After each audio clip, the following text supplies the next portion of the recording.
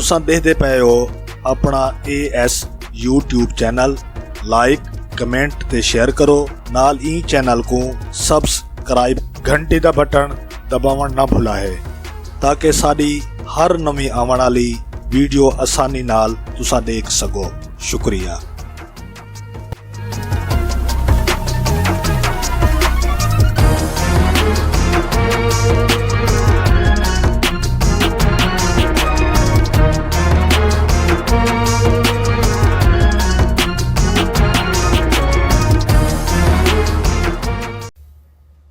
الحمدللہ رب العالمین، الصلاۃ والسلام علی خاتم النبیین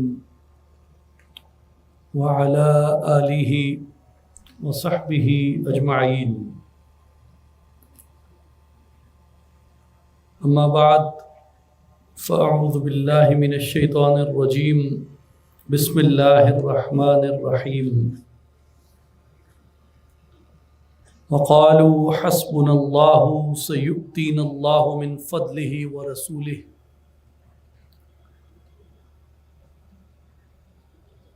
قال اللہ تبارک وتعالی قال الذی عنده علم من الکتاب انا آتیک بہ قبل ان یرتد الیک طرفک فلما رآه مستقرا عنده قال هذا من فضل ربي ليبلوني أأشكر أم أكفر ومن شكر فإنما يشكر لنفسه ومن كفر فإن ربي غني كريم۔ قال رسول الله صلى الله عليه وآله وسلم وَإِنَّمَا أَنَا قَاسِمٌ وَاللَّهُ يُعْطِي، رواہ البخاری فی الصحیح۔ صدق اللہ العظیم وصدق رسولہ النبی الکریم۔ ان اللہ وملائکتہ یصلون علی النبی یا ایہا الذین آمنوا صلوا علیہ وسلموا تسلیما۔ اللہم صلی علی سیدنا و مولانا محمد وعلی آل محمد و اصحاب محمد وبارک وسلم۔ تمام احباب بآواز بلند پڑھیے الصلاۃ والسلام علیک یا سیدی یا رسول اللہ وعلی آلک و اصحابک یا حبیب اللہ یا محبوب اللہ یا نور اللہ یا محمد الرسول اللہ صلی اللہ علیہ وآلہ وبارک وسلم۔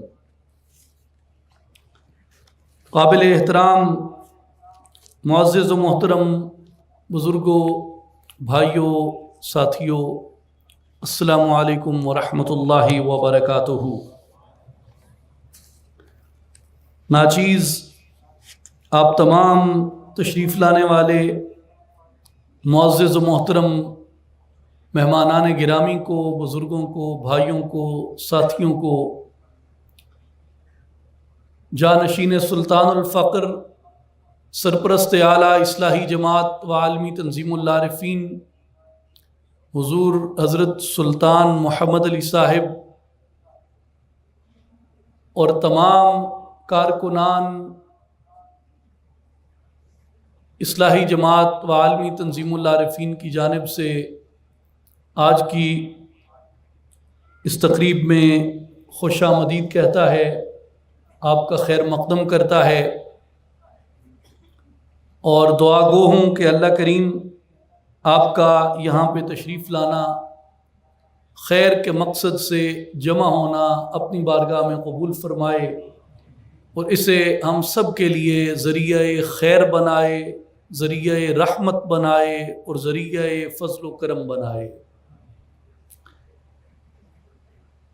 آج سلطان الفقر بانی اصلاحی جماعت حضرت سلطان محمد اصغر علی صاحب قدس سرہ العزیز آپ کے عرس مبارک کی تقریب ہے، اور ہم سب سلطان العارفین حضرت سخی سلطان باہو قدس سرہ العزیز آپ کے مبارک آستانے پہ جمع ہیں،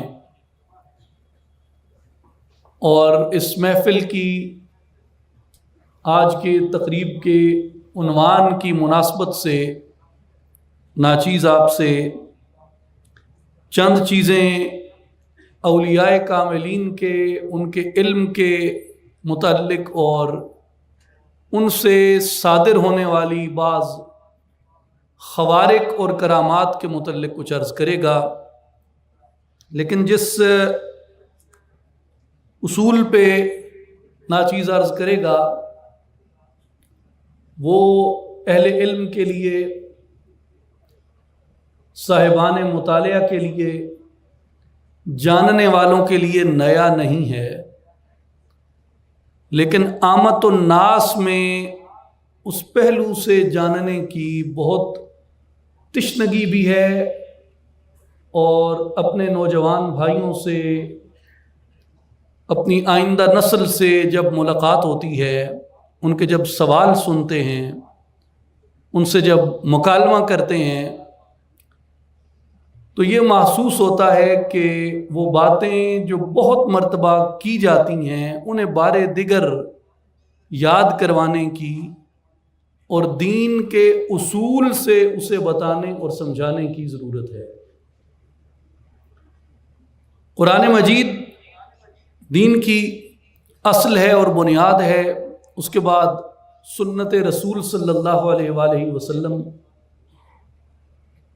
عالم اسلام میں تمام مکاتب میں ایک متفقہ اجماعی چیز ہے کہ قرآن اور سنت ہماری بنیاد ہے۔ قرآن سے اور سنت سے علماء نے کئی علوم اخذ کیے، جن میں کئی گنوائے جا سکتے ہیں۔ دو بنیادی ہیں، ایک کا تعلق اعمال سے ہے، دوسرے کا تعلق اعتقاد سے ہے۔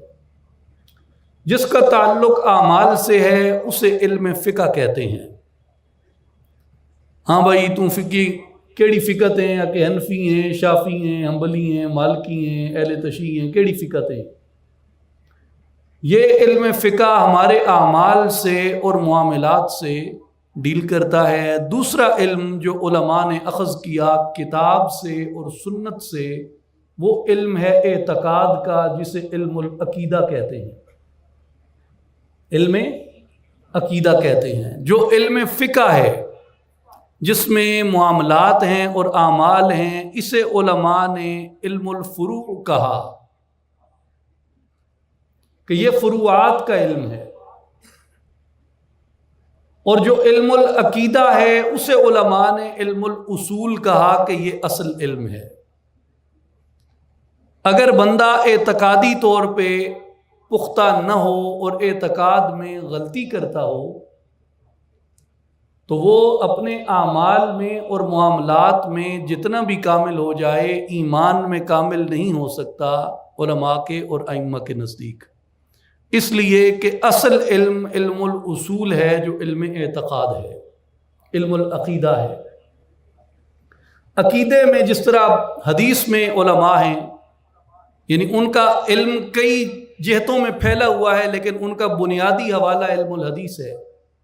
جیسے میں کچھ نام لیتا ہوں، آپ کے ذہن میں فوراً ان کی جہت علم الحدیث سے روشن ہوگی۔ مثال کے طور پہ ابن حجر عسقلانی، ان کا کام فقہ میں بھی ہے، عقیدہ میں بھی ہے، تصوف میں بھی ہے، لیکن بنیادی حوالہ ابن حجر عسقلانی رحمہ اللہ کا علم الحدیث ہے۔ اسی طرح شمس الدین ذہبی، امام الذہبی، صاحب سیر اعلام النبلاء،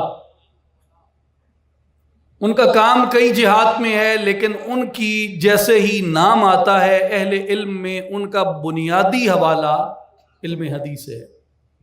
اسی طرح جس طرح ائمہ تفسیر ہیں، اگر میں کہوں امام القرطبی نے کہا تو اہل علم جانتے ہیں کہ میں امام قرطبی کی کسی اور کتاب کی طرف ریفر نہیں کر رہا، بلکہ میں امام قرطبی کی تفسیر کی طرف ریفر کر رہا ہوں، کیونکہ قرطبی کا بنیادی حوالہ تفسیر ہے۔ اگر میں کہتا ہوں ابو البرکات النصفی نے کہا تو اہل علم جانتے ہیں کہ میں اس مسئلے کو تفسیر کی طرف ریفر کر رہا ہوں، کیونکہ ابو البرکات نصفی کا بنیادی حوالہ علم التفسیر ہے۔ لیکن اگر میں کہوں کہ عمر النصفی نے کہا تو اہل علم جانتے ہیں کہ میں علم التفسیر کی طرف نہیں، علم عقیدہ کی طرف ریفر کر رہا ہوں، کیونکہ عمر النصفی کا بنیادی کام جو ان کی وجہ شہرت ہے وہ تفسیر نہیں، وہ عقیدہ ہے۔ اگر میں کہوں امام ابو حنیفہ نے فرمایا، امام سرخسی نے کہا، تو سبھی جانتے ہیں کہ میں فقہ کی طرف ریفر کر رہا ہوں۔ اس طرح علوم کی درجہ بندی ہے، علوم کی درجہ بندی ہے، علم العقیدہ ہے، علم الحدیث ہے، علم التفسیر ہے، علم الفقہ ہے، اور اس کے علاوہ پھر علوم کی دیگر شاخیں ہیں۔ ہر شاخ کے اندر پھر مختلف اس کے یعنی تخصص ہے، ہر ایک کے اندر اسپیشلائزیشنز ہیں۔ تو جو علم العقیدہ ہے یہ بنیادی علم ہے، اور علم العقیدہ پہ جو لوگ دسترس رکھتے ہیں ان کے بارے میں ایک بات جان دینی چاہیے کہ جو علم العقیدہ بیان کرتا ہے اس کے لیے لازمی ہے کہ اس کی مہارت فقہی میں، حدیث میں اس کے استنباط کی مہارت، قرآن مجید میں تفسیر میں اس کے استنباط کی مہارت میں، اور عقیدہ میں اس کے استنباط کی مہارت میں کسی طرح کا کوئی شک، شبہ، کمی اور نقص نہ ہو۔ اس لیے کہ اگر کوئی شخص تاویل میں نقص کرتا ہے، ایک سے زیادہ آراء رکھتا ہے، ایک جگہ پہ کچھ کہتا ہے، اگلے مقام پہ جا کے کچھ کہتا ہے، وہ روایات کا تضاد ہو سکتا ہے۔ حدیث کی تفسیر میں لوگ اس طریقے سے کرتے ہیں جیسے امام سیوطی رحمۃ اللہ تعالی علیہ کرتے ہیں۔ آپ تفسیر در منصور پڑھ لیں، آپ کو ہر طرح کی رائے در منصور کے اندر مل جائے گی، گو کہ انہوں نے قرآن کی تفسیر بالمعصور یعنی اثر و حدیث سے کی۔ تو محدثین کئی آراء رکھ سکتے ہیں، مفسرین بھی کئی آراء رکھ سکتے ہیں، لیکن جو اصحاب عقیدہ ہیں، اصحاب عقیدہ کے لیے یہ بات ضروری ہے کہ ان کے علم میں کسی طرح کا نقص نہ ہو اور ان کی رائے میں کسی مقام پہ تضاد نہ ہو، اور منطق پہ، کلام کے، لاجک کے تمام اصولوں پہ ان کی باتیں مکمل طور پہ پرکھی ہوئی اور مکمل طور پہ جانچی ہوئی ہوتی ہیں۔ تو اصل علم جو ہے وہ علم العقیدہ ہے۔ اس لیے جو علم عقیدہ کے ائمہ ہوتے ہیں انہیں تمام علماء حدیث میں بھی، تفسیر میں بھی، فقہ میں بھی، علم کی ہر ایک شاخ میں ان کو ثقہ مانتے ہیں اور ان کو سند مانتے ہیں۔ اس لیے عقیدہ کے ائمہ میں یعنی بہت گنے چنے ائمہ ہیں جنہیں عقیدہ کے اندر مکمل طور پہ جن کی پیروی یا جن کی اطاعت کی جاتی ہے۔ مثال کے طور پہ ان میں جیسے آپ اگر فقہ شافعی کی بات کریں تو ان میں حضرت امام ابو الحسن اشعری ہوئے عقیدہ میں، امام ابو بکر باقلانی ہوئے، حضرت امام غزالی ہوئے۔ اگر آپ احناف کی بات کریں تو احناف میں جس طرح امام ابو الحسن کرخی ہوئے، حضرت سیدنا امام ابو منصور ماتریدی ہوئے، ابو معین النصفی ہوئے، عمر النصفی ہوئے، تو یہ سارے لوگ اصحاب عقیدہ ہیں۔ تو یہ جو مسئلہ ولایت کا تصوف میں خاص طور پہ کرامت کے بارے میں کہا جاتا ہے، جس کو آج کل بڑا ایکسپلائٹ کیا جاتا ہے سوشل میڈیا پہ، اور سوشل میڈیا پہ اس ایکسپلائٹیشن کی وجہ یاد رکھ لیں۔ یہ میں ایک بنیادی آپ کو اصولی بات بتا رہا ہوں۔ عامت الناس میں اس کے بارے میں جو غلط فہمی ہے، اور سوشل میڈیا وغیرہ یا اس طرح کی دیگر، میں اسے ریفر بھی نہیں کرنا چاہتا، مگر کیا کریں کہ وہ بنتی نہیں ہے، بادہ و ساغر کہے بغیر کہیں نہ کہیں ریفر کرنا ہی پڑ جاتا ہے۔ تو یہ جتنی بحث ہے اور خلط مبحث ہے اور ایکسپلائٹیشن ہے، یہ علم کی کثرت کی وجہ سے نہیں ہے، یہ نئی تحقیقات کی وجہ سے نہیں ہے، بلکہ یہ بسبب جہالت ہے، اصول سے ناواقفیت کی وجہ سے ہے، علم سے دوری کی وجہ سے ہے، تعصب کی وجہ سے ہے، تشدد کی وجہ سے ہے، ذہنوں کے اندر بھری ہوئی حمیت جاہلیہ کی وجہ سے ہے۔ اور اس کی کوئی حقیقت نہیں ہے جو ایکسپلائٹیشن ہے اولیاء کاملین کی برحق کرامات کے اوپر۔ خطبے میں ناچیز نے بنیادی ایک آیت پڑھی اس پہ، وَقَالُوا حَسْبُنَا اللَّهُ سَيُؤْتِينَا اللَّهُ مِنْ فَضْلِهِ وَرَسُولِهِ، اور وہ کہتے کہ ہمیں اللہ ہی کافی ہے اور ان قریب ہمیں اللہ اپنے فضل سے اور اس کا رسول ہمیں عطا فرمائے گا۔ بنیادی بات یہ ہے کہ یہ اللہ کا فضل ہے اور اس کے رسول صلی اللہ علیہ وآلہ وسلم کی عطا ہے۔ اللہ جسے چاہے اپنے فضل سے سرشار کر دے، اس کے فضل سے انکار نہیں کیا جا سکتا۔ دوسری اس میں بات یہ ہے کہ یہ جو علم ہے یہ رسول اللہ صلی اللہ علیہ وآلہ وسلم کے صدقے، حضور کی وساطت سے، حضور کے وسیلے سے عطا ہوتا ہے۔ جیسے صحیح بخاری کی ناچیز نے حدیث پاک سے ایک حصہ تلاوت کیا جس میں رسول اللہ صلی اللہ علیہ وآلہ وسلم نے فرمایا وَإِنَّمَا أَنَا قَاسِمٌ وَاللَّهُ يُعْطِي، اللہ عطا کرتا ہے میں تقسیم کرتا ہوں۔ تو جو اولیاء اللہ کا فیض ہے، اولیاء اللہ کے تصرفات ہیں، ان کے کمالات ہیں، یہ عطائے الہی ہیں، حضور کی تقسیم سے ملے۔ دوسری آیت جو ناچیز نے خطبہ میں پڑھی وہ ایک واقعہ ہے سیدنا سلیمان علیہ السلام کا، آپ سب نے سن رکھا ہے۔ اس میں ایک دو چیزیں نکتے کے طور پہ عرض کرنی ہیں، آپ اگر اسے توجہ سے سنیں گے آپ کو کئی مسئلوں میں وہ بات نفع دے گی، خاص کر آج کل جو متعصبین ایکسپلائٹیشن کر رہے ہیں اس کا جواب کوئی اور نہیں ہو سکتا سوائے اس آیت مبارکہ کے۔ استدلال وہ ہے جو کتاب سے ہو، اور اس کے بعد کچھ حجت کے طور پہ میں ائمہ عقیدہ سے اور ائمہ اصول سے چند چیزیں عرض کروں گا۔ ملکہ بلقیس کو چٹھی لکھی سلیمان علیہ السلام نے، سارا واقعہ آپ جانتے ہیں۔ ہدہد گیا، ملکہ نے دربار لگایا، چٹھی پیش کی، لوگوں نے کہا ہم لڑیں گے، ملکہ نے کہا کہ لڑائی نبی سے نہیں ہو سکتی۔ پھر آزمائش کی، آزمائش پہ انہوں نے دیکھا کہ وہ واقعتاً نبی ہیں، محض بادشاہ نہیں۔ پھر ملکہ وہاں سے اپنے ملک سبا سے سلیمان علیہ السلام سے ملاقات کرنے کے لیے چل پڑی۔ جب چل پڑی سلیمان علیہ السلام کو جنات نے اور ہدہد نے خبر دی کہ ملکہ بلقیس ملکہ سبا وہاں سے روانہ ہو گئی ہے۔ سلیمان علیہ السلام نے فرمایا کون ہے تم میں جو ملکہ کا تخت اس کے یہاں پہنچنے سے پہلے اٹھا کے لے آئے۔ اب آگے کئی تفصیلات ہیں کہ تخت کہاں پڑا تھا، کتنا بڑا تھا، کتنا چوڑا تھا، اس سب تفصیل سے قطع نظر ایک جن اٹھا اور اس نے کہا کہ یہ جو سینکڑوں میلوں کی مسافت ہے یہ میں آپ کی مجلس برخاست ہونے سے پہلے پوری کر لوں گا، جاتے ہوئے بھی اور تخت اٹھا کے لاتے ہوئے بھی۔ آپ کی مجلس برخاست نہیں ہوگی، اس سے پہلے وہ تخت یہاں آ جائے گا۔ سلیمان علیہ السلام نے فرمایا نہیں، تخت مجھے اس سے پہلے چاہیے۔ آپس کی گل ہے، ڈاڈے ڈاڈے ہوندے نے،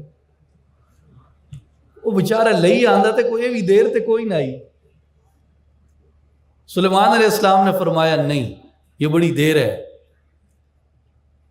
اتنی دیر میں بیٹھ کے انتظار کروں گا یہاں کہ تو جا رہا ہے اور پھر تخت اٹھا رہا ہے اور پھر آ رہا ہے، اور کون انتظار کرے، پہلے چاہیے اس سے۔ قرآن بیان فرماتا ہے قال الذی عندہ علم من الکتاب، حضرت سلیمان علیہ السلام کا ایک صحابی اٹھا جس کا نام آصف بن برخیہ تھا، اسے کتاب کا علم حاصل تھا۔ کس کا؟ کتاب کا۔ اب ایک بات یہاں تھوڑی تعویل کی سن لیں۔ تعویل کی بات یہاں یہ ہے کہ سلیمان علیہ السلام کے پاس کون سی کتاب تھی؟ جو ان کے والد حضرت سیدنا داؤد علیہ السلام پہ نازل ہوئی، زبور۔ زبور کا علم سلیمان علیہ السلام کی ساری امت کو تھا کہ نہ تھا؟ ظاہر ہے نبی تعلیم دیتا ہے تو کس چیز کی دیتا ہے؟ کتاب کی تعلیم دیتا ہے۔ کتاب کا علم تو پوری امت داؤدی میں تھا، کتاب کا علم ساری امت داؤدی میں تھا، مگر ایک شخص کے لیے قرآن بیان کر رہا ہے قال الذی عنده علم من الکتاب، ایک شخص اٹھا جس کے پاس کتاب کا علم تھا۔ اس پہ علماء تعویل نے یہ کہا کہ یہاں کتاب کے علم سے مراد یہ ہے کہ وہ کتاب کے ظاہر پر بھی دسترس رکھتا تھا اور کتاب کے باطن سے بھی جو علوم اور انوار پھوٹتے تھے اللہ تعالیٰ نے ان علوم اور انوار سے بھی اس کے سینوں کو مزین فرما دیا تھا۔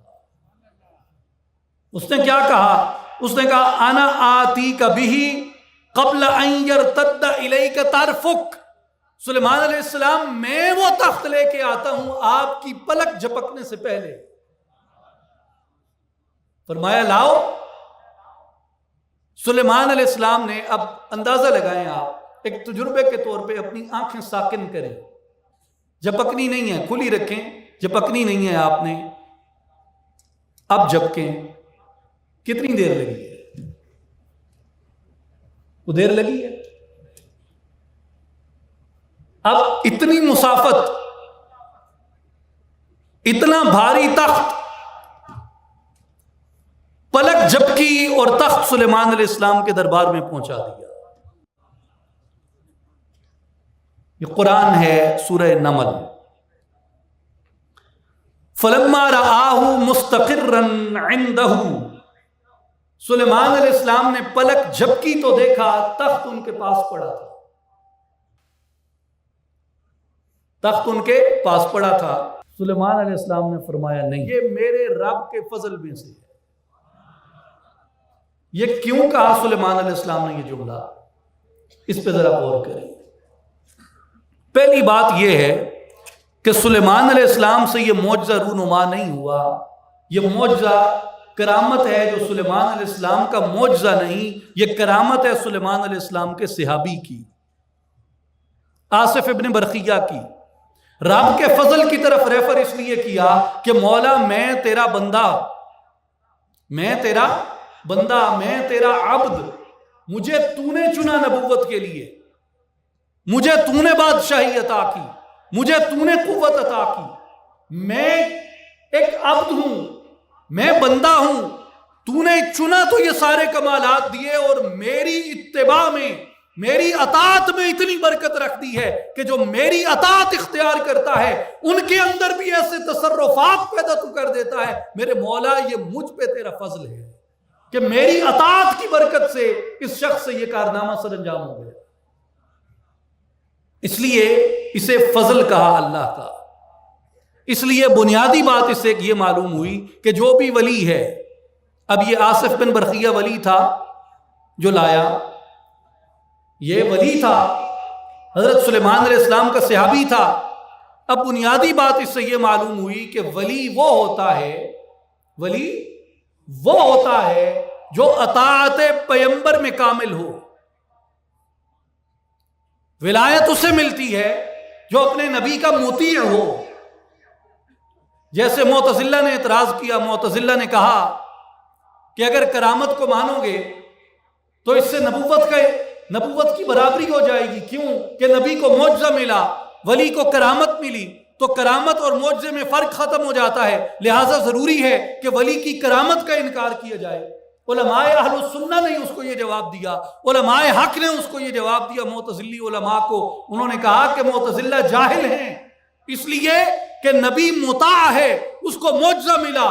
مطاع وہ ہوتا ہے جس کی اطاعت کی جاتی ہے، ولی امتی ہے، ولی نبی کا مطیع ہے۔ مطیع و مطاع برابر کیسے ہو سکتے ہیں؟ ولی کو جو شان ملی نبی کی اطاعت کی وجہ سے ملی، وہ نبی کے برابر کیسے ہو گیا؟ اس لیے معجزہ الگ چیز ہے، کرامت الگ چیز ہے، اور کرامت ہے ہی وہ جو اتباع نبی کی برکت سے نصیب ہوتی ہے۔ اس لیے سلیمان علیہ السلام نے کہا ھذا من فضل ربی، یہ میرے رب کا فضل ہے کہ میں بندہ تھا، میری عبدیت میں اس نے اتنا کرم کیا کہ میری اطاعت میں اس نے برکت رکھ دی کہ میری اطاعت کرنے والے ان رتبوں کو پا لیتے ہیں۔ پہلی بات ھذا من فضل ربی، یہ میرے رب کا فضل ہے۔ اب اس میں اطاعت پیغمبر کی برکت سے ولی سے کرامت سرزد ہوئی۔ اس سے یہ معلوم ہوا کہ پہلی بات یہ طے ہو گئی کہ مطیع رسول ہونا، رسول کی اتباع کرنا لازم اور واجب ہے، اس کے بغیر کوئی رتبہ اور مقام حاصل نہیں ہو سکتا۔ اور دوسری بات اس سے یہ پتہ چلی کہ جو ولی سے کرامت ظاہر ہوتی ہے وہ ولی کی اپنی کرامت بھی ہوتی ہے، نبی کا معجزہ بھی ہوتا ہے۔ جس طرح آقا پاک علیہ السلام کے جو معجزات ہیں ان کی کتنی قسمیں ہیں؟ آقا پاک علیہ السلام کے معجزات کی 4 قسمیں ہیں، بنیادی اقسام، اس کی اور مزید کیٹیگرائزیشن کی جا سکتی ہے، درجہ بندی ہو سکتی ہے۔ بنیادی اقسام حضور کے معجزے کی کتنی ہیں؟ 4۔ پہلی قسم کے معجزات وہ ہیں، پہلی قسم کے معجزات وہ ہیں جو کن فیکون، جب خدا نے فرمایا، مالک لم یزل نے فرمایا، خالق اکبر نے جب فرمایا کن فیکون، دنیا بنی، اس وقت سے لے کے نبی پاک علیہ السلام کی ولادت تک جتنے معجزات نبی پاک علیہ السلام کے ہیں، یہ حضور کے معجزات کی اول قسم میں آتے ہیں کہ ابھی حضور اس دنیا میں ظاہراً تشریف نہیں لائے مگر نبی پاک کے معجزے ظاہر ہو گئے۔ ان میں سب سے بڑا معجزہ نبی پاک کا قرآن نے کیا بیان کیا؟ جب اللہ نے انبیاء سے عہد لیا اور میثاق لیا اور انبیاء نے حضور علیہ السلام کی بشارتیں دی، یہ نبی پاک کا معجزہ تھا۔ یہ وہ معجزات ہیں جو کن فیکون سے لے کے حضور کی ولادت تک جتنے معجزات ہیں، یہ معجزات کی پہلی قسم ہے۔ معجزات کی دوسری قسم وہ ہے جو نبی پاک علیہ السلام جب پیدا ہوئے تو حضور کے معجزے ظاہر ہوئے۔ حضور کی پیدائش سے لے کے حضور 40 سال کی عمر کو پہنچے، غار حرا میں جبریل امین نبوت لے کے آئے، نبی پاک علیہ السلام نے مکہ میں آ کے نبوت کا اعلان کیا۔ دوسری قسم کے معجزات وہ ہیں جو حضور کی ولادت سے لے کے اعلان نبوت تک ہیں۔ تیسری قسم کے معجزات وہ ہیں، نبی پاک علیہ السلام نے نبوت کا اعلان کیا، 13 برس مکے میں گزارے، 10 برس مدینہ میں گزارے، جن میں سب سے بڑا معجزہ قرآن ہے۔ قرآن کے بعد سب سے بڑا معجزہ حضور کی شب اسراء ہے، حضور کا سفر معراج ہے، اور اس کے علاوہ کثیر معجزات مصطفیٰ صلی اللہ علیہ وآلہ وسلم ہیں۔ یہ سارے معجزات جو حضور کے اعلان نبوت سے لے کے حضور کے وصال تک ظاہر ہوئے، یہ حضور کے تیسری قسم کے معجزات ہیں۔ اور چوتھی قسم کے معجزات نبی پاک کے وہ ہیں، ائمہ کرام فرماتے ہیں کہ نبی پاک کے وصال سے لے کے قیامت تک اس امت پہ جتنا فضل ہوا، جتنا انعام ہوا اور جتنی طرح کے معجزات ظاہر ہوں گے، یہ سارے حضور علیہ السلام کی چوتھی طرح کے معجزات ہیں۔ اور ان میں اولیاء کاملین کی کرامات بھی ہیں، یعنی اللہ حضور کی امت میں کثرت سے ایسے اولیاء پیدا کرے گا جن کو اللہ تعالیٰ کرامتیں عطا کرے گا، جن کو اللہ تبارک و تعالیٰ تصرفات عطا کرے گا، جن کو اللہ تبارک و تعالیٰ کمالات عطا کرے گا، جن کو اللہ تبارک و تعالیٰ فیض روحانیہ، فیض ملکوتیہ عطا کرے گا۔ وہ ساری کرامتیں فی الحقیقت معجزہ ہوں گی محمد مصطفیٰ کا کہ حضور کی اطاعت کی برکت سے وہ معجزے ظاہر ہوئے۔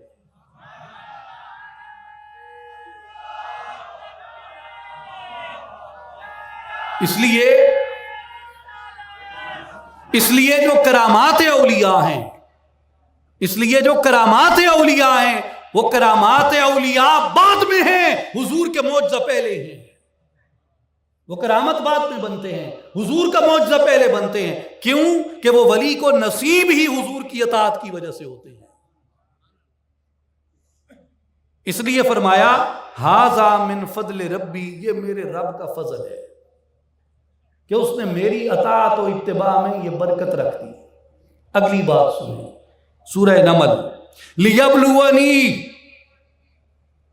اس میں میری آزمائش ہے۔ سلیمان علیہ السلام کہہ رہے ہیں، واقعہ کیا ہوا؟ امتی تخت اٹھا کے لے آیا پلک جھپکنے میں، اسے کہہ رہے ہیں یہ رب کا فضل ہے اور میری آزمائش ہے۔ سلیمان علیہ السلام آپ کی آزمائش ہے، وہ کیسے؟ فرمایا اشکرو ام اکفرو، اللہ مجھے آزمانا چاہتا تھا کہ میں یہ معجزہ یہ کرامت ولی دیکھ کے شکر پڑھتا ہوں یا جھٹلاتا ہوں۔ گل نہیں سمجھ آئی؟ پھر غور کرو۔ کرامت ظاہر ہوئی سلیمان علیہ السلام کے امتی کی، سلیمان علیہ السلام کے سامنے، پلک جھپکنے میں تخت لے آیا۔ سلیمان علیہ السلام نے تخت دیکھا، فلما راہ مستقرا عنده، اپنے پاس تخت دیکھا، کہا یہ میرے رب کا فضل ہے جو مجھے آزمانا چاہتا تھا کہ میں اس ولی کی کرامت دیکھ کے شکر پڑھتا ہوں یا اسے جھٹلاتا ہوں۔ اگلی بات سنیں، وَمَنْ شَكَرَ، جس نے شکر کیا، فَإِنَّمَا يَشْكُرُ لِنَفْسِهِ، کرامت ولی دیکھ کے کیا گیا شکر اس کے اپنے نفس کو فائدہ دے گا، اللہ بھی اس سے بے نیاز ہے اور ولی کے تصرف پہ بھی فرق نہیں پڑتا۔ وَمَنْ كَفَرَ، اور جس نے کرامت ولی کو جھٹلایا، وَمَنْ كَفَرَ، جس نے اس کرامت کو جھٹلایا جو میرے صحابی سے سرزد ہوئی، میری اطاعت، میری اتباع کرنے والے سے اور کتاب زبور کا علم رکھنے والے سے جو کرامت سرزد ہوئی، جس نے اس کا انکار کیا، ومن کافرہ، جس نے جھٹلایا، جس نے انکار کیا، جس نے اس سے کفر کیا، فَإِنَّ رَبِّي غَنِيٌّ كَرِيمٌ، میرا رب غنی و کریم ہے، اس کی قدرت پہ کوئی فرق نہیں پڑتا، اور جسے اس نے اپنی قدرت سے یہ کرامت عطا کی ہے اس کے تصرف و ولایت پہ بھی کوئی فرق نہیں پڑتا۔ لہذا کرامت ولی کا انکار اس آیت مبارکہ کی روشنی اور اس کی تعویل کی روشنی میں قدرت حق کا انکار ہے۔ کرامت ولی سے ظاہر ہوئی، لوٹایا قدرت خدا کی طرف، کرامت ولی سے ظاہر ہوئی، لوٹایا قدرت خدا کی طرف۔ ومن کفر، جس نے جھٹلایا، فإن ربی غنی کریم، میرا رب بڑے غنی ہے، بڑا کریم ہے، وہ بے نیاز ہے، اس جھٹلانے سے اس کی قدرت پہ فرق نہیں پڑتا۔ اور اس سے یہ بھی معلوم ہوا کہ جو ولی کو کرامت دی گئی وہ خدا کی قدرت سے دی گئی، خدا کی قدرت کا کسے انکار ہو سکتا ہے؟ وہ اپنے اختیار سے تو نہیں کر رہا، اختیار عبدیت تو نہیں ہے، یہ عطا قدرت ہے۔ یاد رکھیں ولایت کے بارے میں کوئی ولی یہ دعویٰ نہیں کرتا کہ میں نے حاصل کی، ہر ولی یہ دعویٰ کرتا ہے میں نے حکم مانا تھا، اس نے عطا کر دیا۔ جس نے دعویٰ کیا کہ میں نے حاصل کی ہے، میری ہمت ہے، میری قدرت ہے، میرا اختیار ہے کہ یہ میں نے حاصل کر لی، وہ دعویٰ جھوٹ کرتا ہے۔ حاصل کرنے سے یہ چیزیں نہیں ملتی، یہ عطا سے چیزیں ملتی ہیں، یہ انتخاب سے چیزیں عطا ہوتی ہیں۔ تو میرے بھائیوں اور بزرگوں، بنیادی یہ اصول یاد رکھ لیں اس آیت مبارکہ کی روشنی میں کہ اللہ تبارک و تعالیٰ اپنے نبیوں کی امتوں میں ایسے لوگ پیدا کرتا ہے جنہیں وہ ایسے اختیارات عطا فرماتا آیا، جیسے قرآن مجید میں سلیمان علیہ السلام کی امت کا بیان کیا۔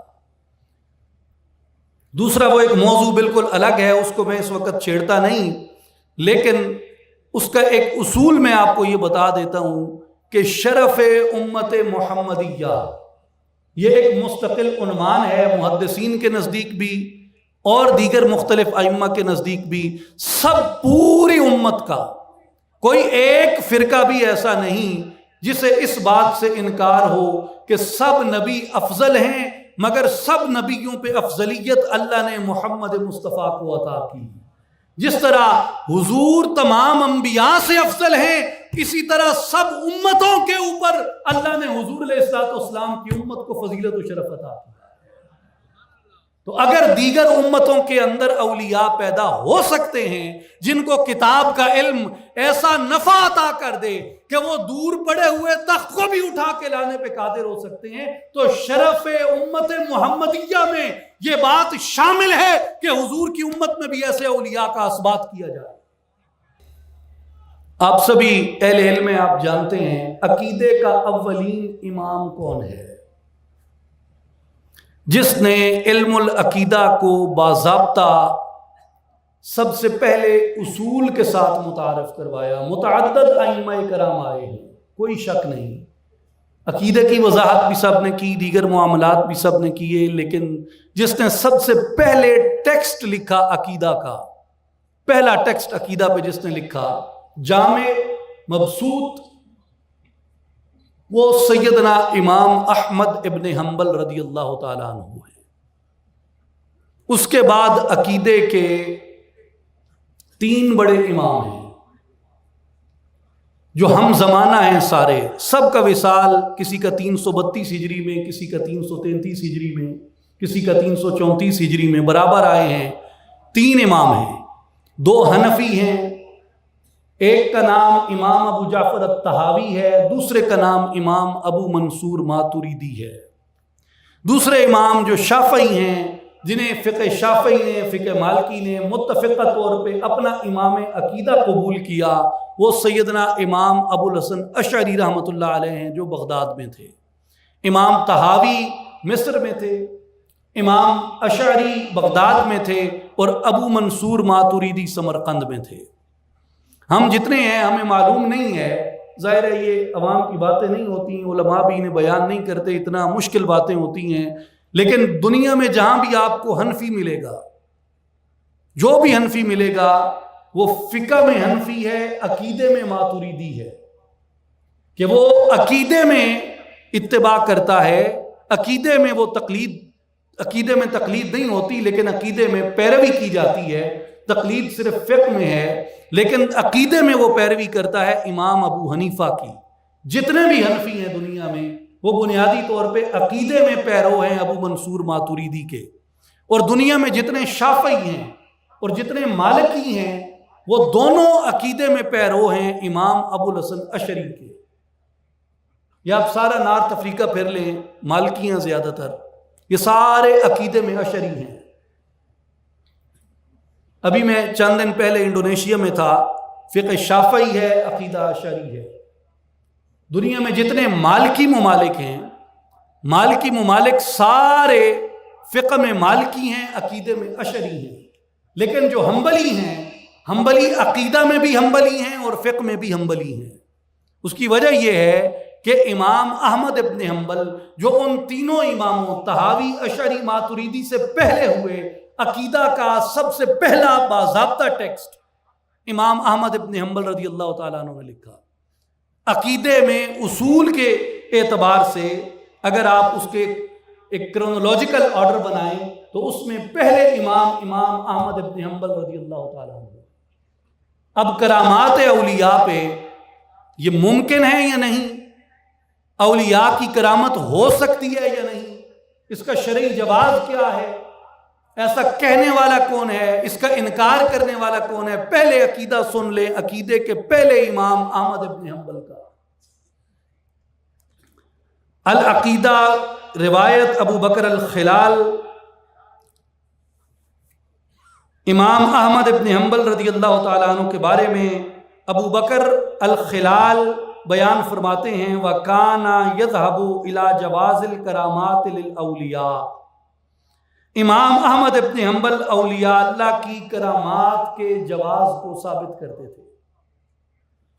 وَيُنْكِرُ عَلَى مَنْ رَدَّ الْكَرَامَاتِ وَيُدَلِّلُهُ، اور امام احمد ابن حنبل رضی اللہ تعالیٰ عنہ اس پر رد کرتے تھے جو اولیاء اللہ کی کرامات کا رد کرتا تھا، اس کا رد کرتے تھے جو اولیاء کی کرامات کا رد کرتا تھا۔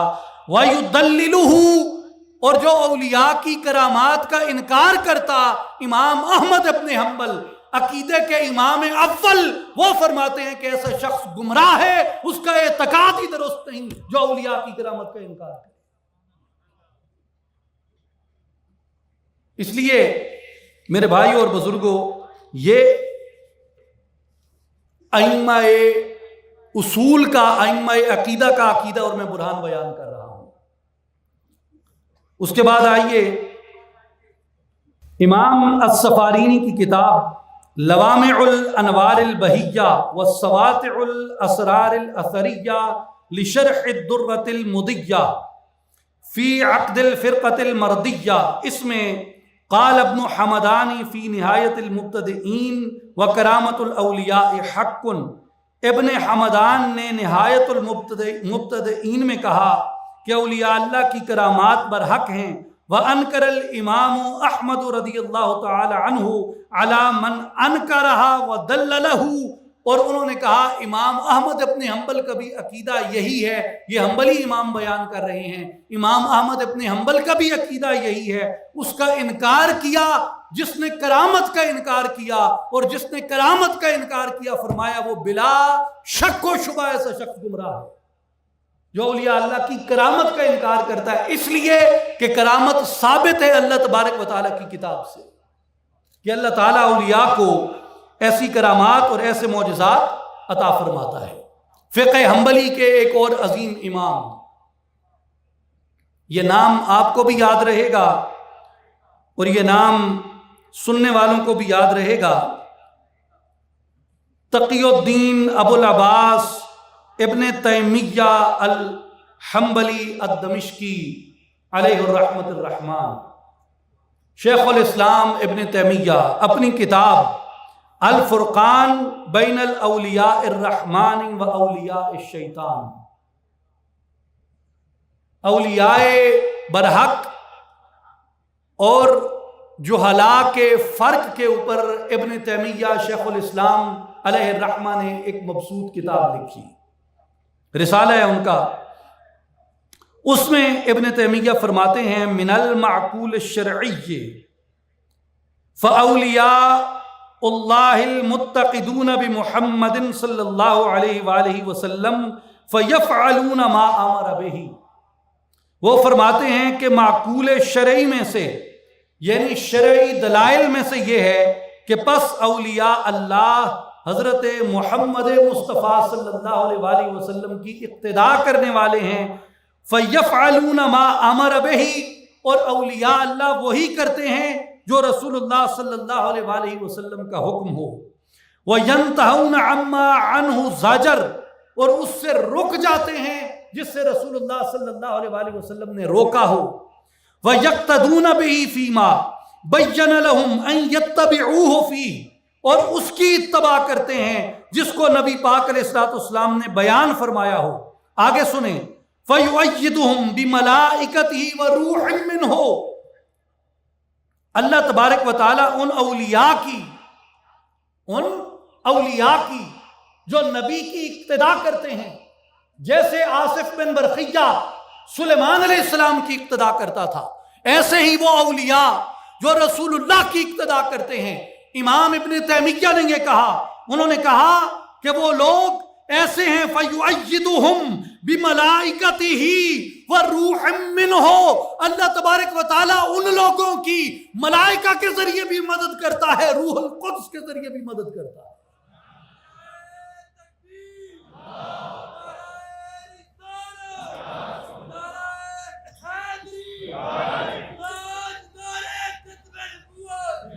وَيَقْذِفُ اللَّهُ فِي قُلُوبِهِم مِّنْ أَنْوَارِهِ، اور یہ وہ اولیاء ہیں ان کے دلوں کے اندر اللہ اپنے انوار کو نازل فرماتا ہے۔ وَلَهُمُ الْكَرَامَاتُ الَّتِي يُكْرِمُ اللَّهُ بِهَا أَوْلِيَاءَهُ الْمُتَّقِينَ وَخِيَارَ أَوْلِيَاءِ اللَّهِ، اور ان کے لیے وہ کرامات ہیں جن کے ساتھ اللہ تبارک و تعالی اپنے متقین اولیاء اللہ کو ممتاز فرما دیتا ہے، خاص کر دیتا ہے، اس سے ان کی تکریم کو بلند کرتا ہے۔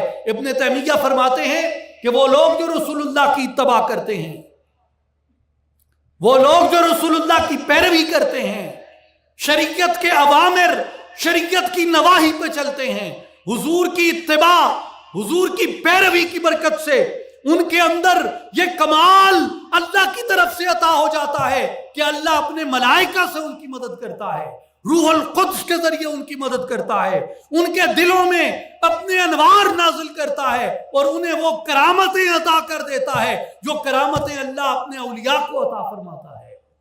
حنبلی عالم امام ابن تیمیہ رحمہ اللہ، آپ کی یہ قول، کراماتہم لحجت فی الدین۔ اب لوگ کہتے ہیں کہ کرامت کا انکار، کرامت جہالت ہے، کرامت کس سے کہانیاں ہیں، کرامت اس کا کیا فائدہ ہے؟ ابن تیمیہ کیا کہتے ہیں کہ کرامت کیا ہے؟ کراماتہم لحجت فی الدین، ان اولیاء کی کرامات دین کی حجت کے لیے ہوتی ہیں، ان اولیاء کی کرامات دین کی حجت کے لیے ہوتی ہیں۔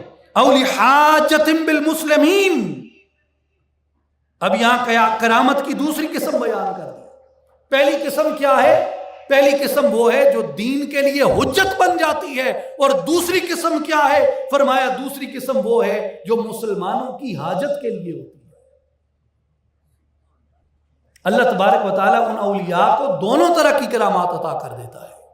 آگے چل کے میں یہ دونوں آپ سے عرض کروں گا کہ وہ کرامت کون سی ہے جو دین کی حجت کے لیے ہوتی ہے، اور وہ کرامت کون سی ہے جو مسلمانوں کی حاجت کے لیے ہوتی ہے۔ پھر آگے فرمایا کیف تحصل کرامات اولیاء اللہ، اولیاء کو کرامات کیسے مل جاتی ہیں، اولیاء کو کرامات کیسے مل جاتی ہیں؟ وَكَرَامَاتُ أَوْلِيَاءِ اللَّهِ إِنَّمَا حَصَلَتْ بِبَرْكَتِ اتِّبَاعِ رَسُولِهِ، اولیاء کو کرامات حضور نبی کریم علیہ السلام کی اتباع کی برکت سے شامل ہوتی ہیں۔ فَهِيَ فِي الْحَقِيقَةِ تَدْخُلُ فِي مُعْجِزَاتِ الرَّسُولِ، بس حقیقت میں اولیاء کی کرامات رسول اللہ کے معجزات کے اندر شامل ہوتی ہیں۔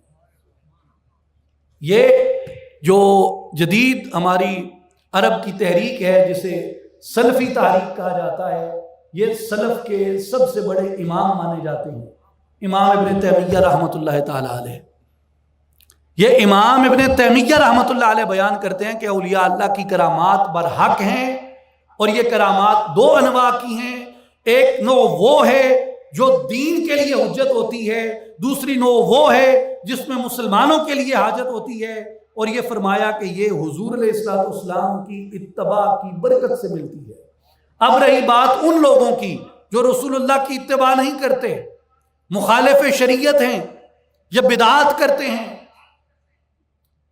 جہل کا سہارا لیتے ہیں، جہالت کا سہارا لیتے ہیں، جن کے ہاں پیروی کتاب و سنت نہیں ہے، تو بھیا ایک صوفی باصفا، ایک عارف کامل ایسا دکھا دو جس نے ایسے لوگوں کی حمایت کی ہو۔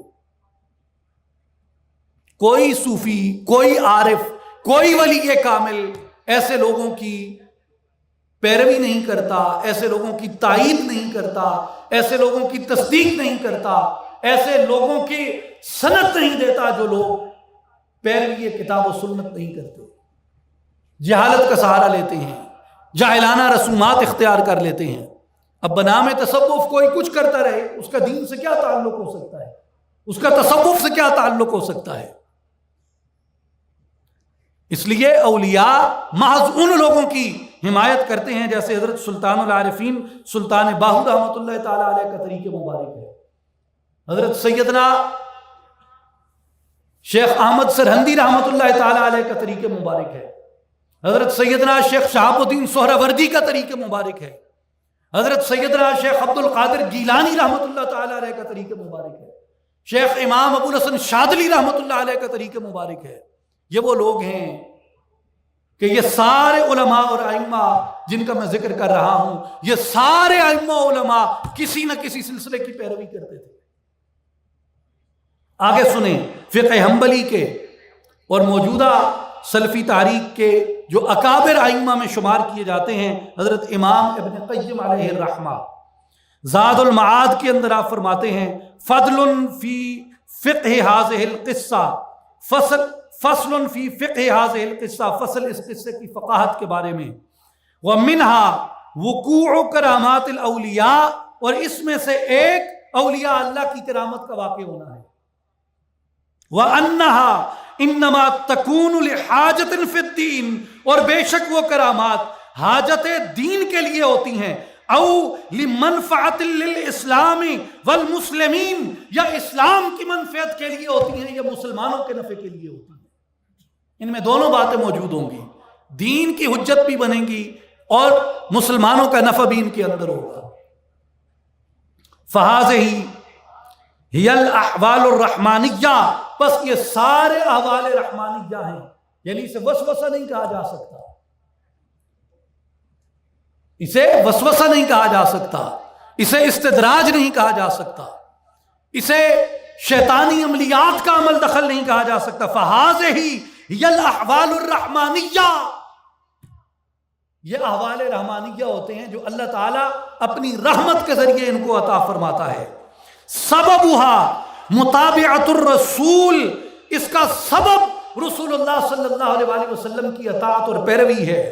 وَنَتِیجَتُهَا اظہار الحق وکسر الباطل، ان کرامات کے ظاہر کرنے کا مقصد یہ ہوتا ہے کہ حق ظاہر ہو جائے اور باطل ٹوٹ جائے۔ والاحوال الشیطانیۃ ضدها سببا ونتیجۃ، اور جو شیطانی احوال یا استدراج ہے وہ اپنے نتائج کے اندر بھی اور اسباب کے اندر بھی اس کی ضد ہوتا ہے، یعنی اس کے اسباب کیا ہوں گے، اس کے اسباب میں پیروی سنت نہیں ہوگی، اور اس کا نتیجہ کیا ہوگا، اس کے نتیجے میں حق کمزور ہوگا، باطل ٹوٹنے کی بجائے باطل مضبوط ہوگا۔ اس لیے استدراج کی حمایت نہیں کرتے، یہ اولیاء برحق کی کرامات برحق کا استعمال کرتے ہیں۔ امام طحاوی، ابو جعفر الطحاوی رحمۃ اللہ تعالی علیہ، جو عقیدے کے بہت بڑے امام ہیں، امام طحاوی فرماتے ہیں العقیدۃ الطحاویہ میں وَنُؤْمِنُ بِمَا جَاءَ مِن کراماتہم، اور ہم ایمان رکھتے ہیں، وَنُؤْمِنُ، ہم ایمان رکھتے ہیں بِمَا جَاءَ مِن کراماتہم، جو اولیاء اللہ کی کرامات کے بارے میں جو وارد ہوا، وہ صح عن استقامتہم روایاتہم، اور ذکر راویوں کے ذریعے جن کی صحت ثابت ہے۔ یعنی آج اگر کوئی اولیاء اللہ کی روایت بیان کرتا ہے تو اسے سب سے پہلی بات یہ پوچھیں کہ اس کی سند کیا ہے۔ جتنی اولیاء اللہ کی کرامات ہیں، جتنے لوگوں نے بیان کی ہیں، آپ سیدنا شیخ عبد القادر جیلانی رحمۃ اللہ تعالی علیہ کی کرامات کے بارے میں مختلف کتب پڑھیں جو بڑے بڑے ائمہ نے لکھی ہیں، وہ بالاسناد لکھتے ہیں کہ فلاں فلاں فلاں فلاں محدث نے، فلاں محدث سے فلاں محدث نے، فلاں محدث سے فلاں محدث نے، فلاں محدث سے روایت کیا کہ میں نے دیکھا شیخ عبد القادر جیلانی سے فلاں عمل سرزد ہوا۔ تو کرامت اپنی صحت روایت کے اوپر مبنی ہوتی ہے۔ شیخ ابن تیمیہ رحمۃ اللہ علیہ کا قول ہے، انہوں نے فرمایا کئی علماء، کئی مشائخ کی کرامات کا رد کیا، کئی مشائخ کے احوال کا رد کیا، حتیٰ کہ شیخ ابن عربی رحمۃ اللہ علیہ جیسے جلیل القدر بزرگ پہ بھی امام ابن تیمیہ نے رد کیا۔ لیکن جب شیخ عبد القادر جیلانی رحمۃ اللہ علیہ کی کرامات کی بات آئی، شیخ ابن تیمیہ نے یہ لکھا کہ شیخ عبد القادر گیلانی کی کرامات اتنے تواتر سے پہنچی ہوئی ہیں اپنی سند کے اندر کہ ان کا انکار کرنا ممکن نہیں ہے۔ اس لیے میرے بھائی اور بزرگوں، امام طحاوی نے اصول بیان کیا کہ وہ کرامات جو ثقہ راویوں نے اولیاء اللہ کی کرامات بیان کی ہیں، ہم ان سب کرامات کی تائید و توثیق کرتے ہیں، ان کے اوپر ایمان لے کے کرتے ہیں، ان کے اوپر ایمان لے کے آتے ہیں۔ یہ کوئی محدث نہیں کہہ رہا، مفسر نہیں کہہ رہا جو ادھر ادھر سے روایتیں اٹھا کے جنہوں نے تفسیریں لکھی ہوں یہ الزام لگائیں کہ یہ تعویل اشاری کرتا ہے، یہ اسرائیلیات بیان۔ یہ امام عقیدہ ہے ابو جعفر الطحاوی، وہ فرماتے ہیں نؤمن بما جاء من کراماتہم وصح عن الثقات من روایاتہم، جو اولیاء کی کرامات ہیں ان پہ ہم ایمان لاتے ہیں، اور جو ثقہ راویوں نے روایت کی ان سب کی ہم تصدیق کرتے ہیں۔ اور امام عقیدہ جو ہمارے علماء ہند میں، احناف میں، حنفیوں میں جن کا بڑا درجہ ہے، جن کی کتاب پڑھ لینا. بڑے بڑے اساتذہ فخر سے بیان کرتے ہیں کہ میں نے نبراس پڑھی ہے. امام عبدالعزیز برہاروی رحمۃ اللہ تعالی علیہ، آپ النبراس جو آپ کی عقیدہ کی بہت ہی معروف کتاب ہے، اس میں آپ فرماتے ہیں قد اجمع المحققون من اہل السنت علی حقیقت الکرامات. اہل سنت کے جتنے عظیم محققین گزرے ہیں ان سب کا اجماع ہے اس بات کے اوپر کہ اولیاء اللہ کی کرامات برحق ہیں. کتاب المواقف میں قاضی ابو الفضل عبد الدین عبد الرحمن الایجی رحمۃ اللہ تعالی علیہ بیان فرماتے ہیں انما ہی کرامات وظہورها علی الاولیاء جائز. یہ کرامات ہیں اور ان کا اولیاء اللہ کے اوپر ظاہر ہونا، اولیاء علماء نے اس کے جواز میں کلام کیا اور یہ جائز ہے. اگر کوئی شخص اولیاء اللہ کی کرامات بیان کرتا ہے یا اس کو ظاہر کرتا ہے، اس میں کوئی ناجائز ہونے والی یا تمسخر اڑانے والی بات نہیں ہے. یہ تمہاری عقل کا نقص ہے کہ اگر تم اسے سمجھ نہیں سکتے. کتاب الاصول الدین جمال الدین ابن سعید الغزنوی الحنفی رحمۃ اللہ تعالی علیہ، المتوفی 593 ہجری، جو متوسطین کے عظیم ائمہ میں اصول میں شمار کیے جاتے ہیں. آپ فرماتے ہیں ظہور کرامات الاولیاء علی طریق نقد العادت وخرقها جائز لانه فی قدرت اللہ تعالی ممکن وليس فی وجہ من وجوہ الاستحالہ. فرماتے ہیں کہ اولیاء کی کرامات کا ماننا اور ان کا ظاہر ہونا بالکل جائز ہے اور کوئی وجہ نہیں ہے کہ ان کے محال ہونے پہ بات کی جائے. کیوں کہ لِأَنَّهُ فِي قدرت اللہ تعالی ممکن، کیونکہ اللہ کی قدرت میں ایسا ہونا ممکن ہے. اللہ کی قدرت میں ایسا ہونا ممکن ہے. جب خدا کی قدرت میں ایسا ہونا ممکن ہے، انکار کا جواز کہاں سے لاتے ہیں؟ ان اللہ تعالی اکرم ولیا بکل آیت یخصہ بذالک ثبت بالکتاب والسنہ.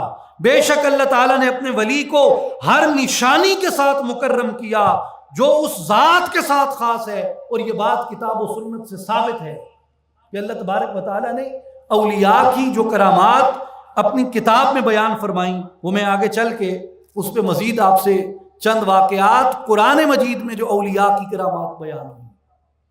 نبیوں کے معجزے الگ ہیں جو قرآن میں بیان ہوئے، اولیاء کی کرامات الگ بیان ہوئی قرآن میں. تو یہ تمام ائمہ اصول بیان کرتے ہیں، ائمہ عقیدہ بیان کرتے ہیں کہ کوئی وجہ نہیں ہے اولیاء اللہ کی کرامت کا انکار کیا جائے.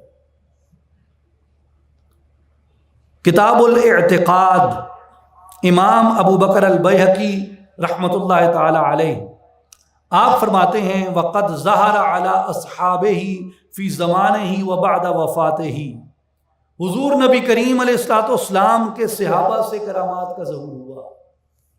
نبی پاک کے صحابہ سے کرامات کا ظہور ہوا. یہ سارے پڑھتے ہیں، بخاری بھی پڑھتے ہیں، مسلم بھی پڑھتے ہیں، ترمذی بھی پڑھتے ہیں، موطا امام مالک بھی پڑھتے ہیں، ابو داؤد پڑھتے ہیں، ابن ماجہ پڑھتے ہیں. یہ ساری کتابیں صحابہ کی کرامات سے بھری ہوئی ہیں. لیکن تعصب ہے، فرقہ واریت ہے، ماننا نہیں اس کو. یعنی جب کتاب اللہ میں آ گئی، اللہ کی کتاب میں آ گئی، قرآن میں آ گئی،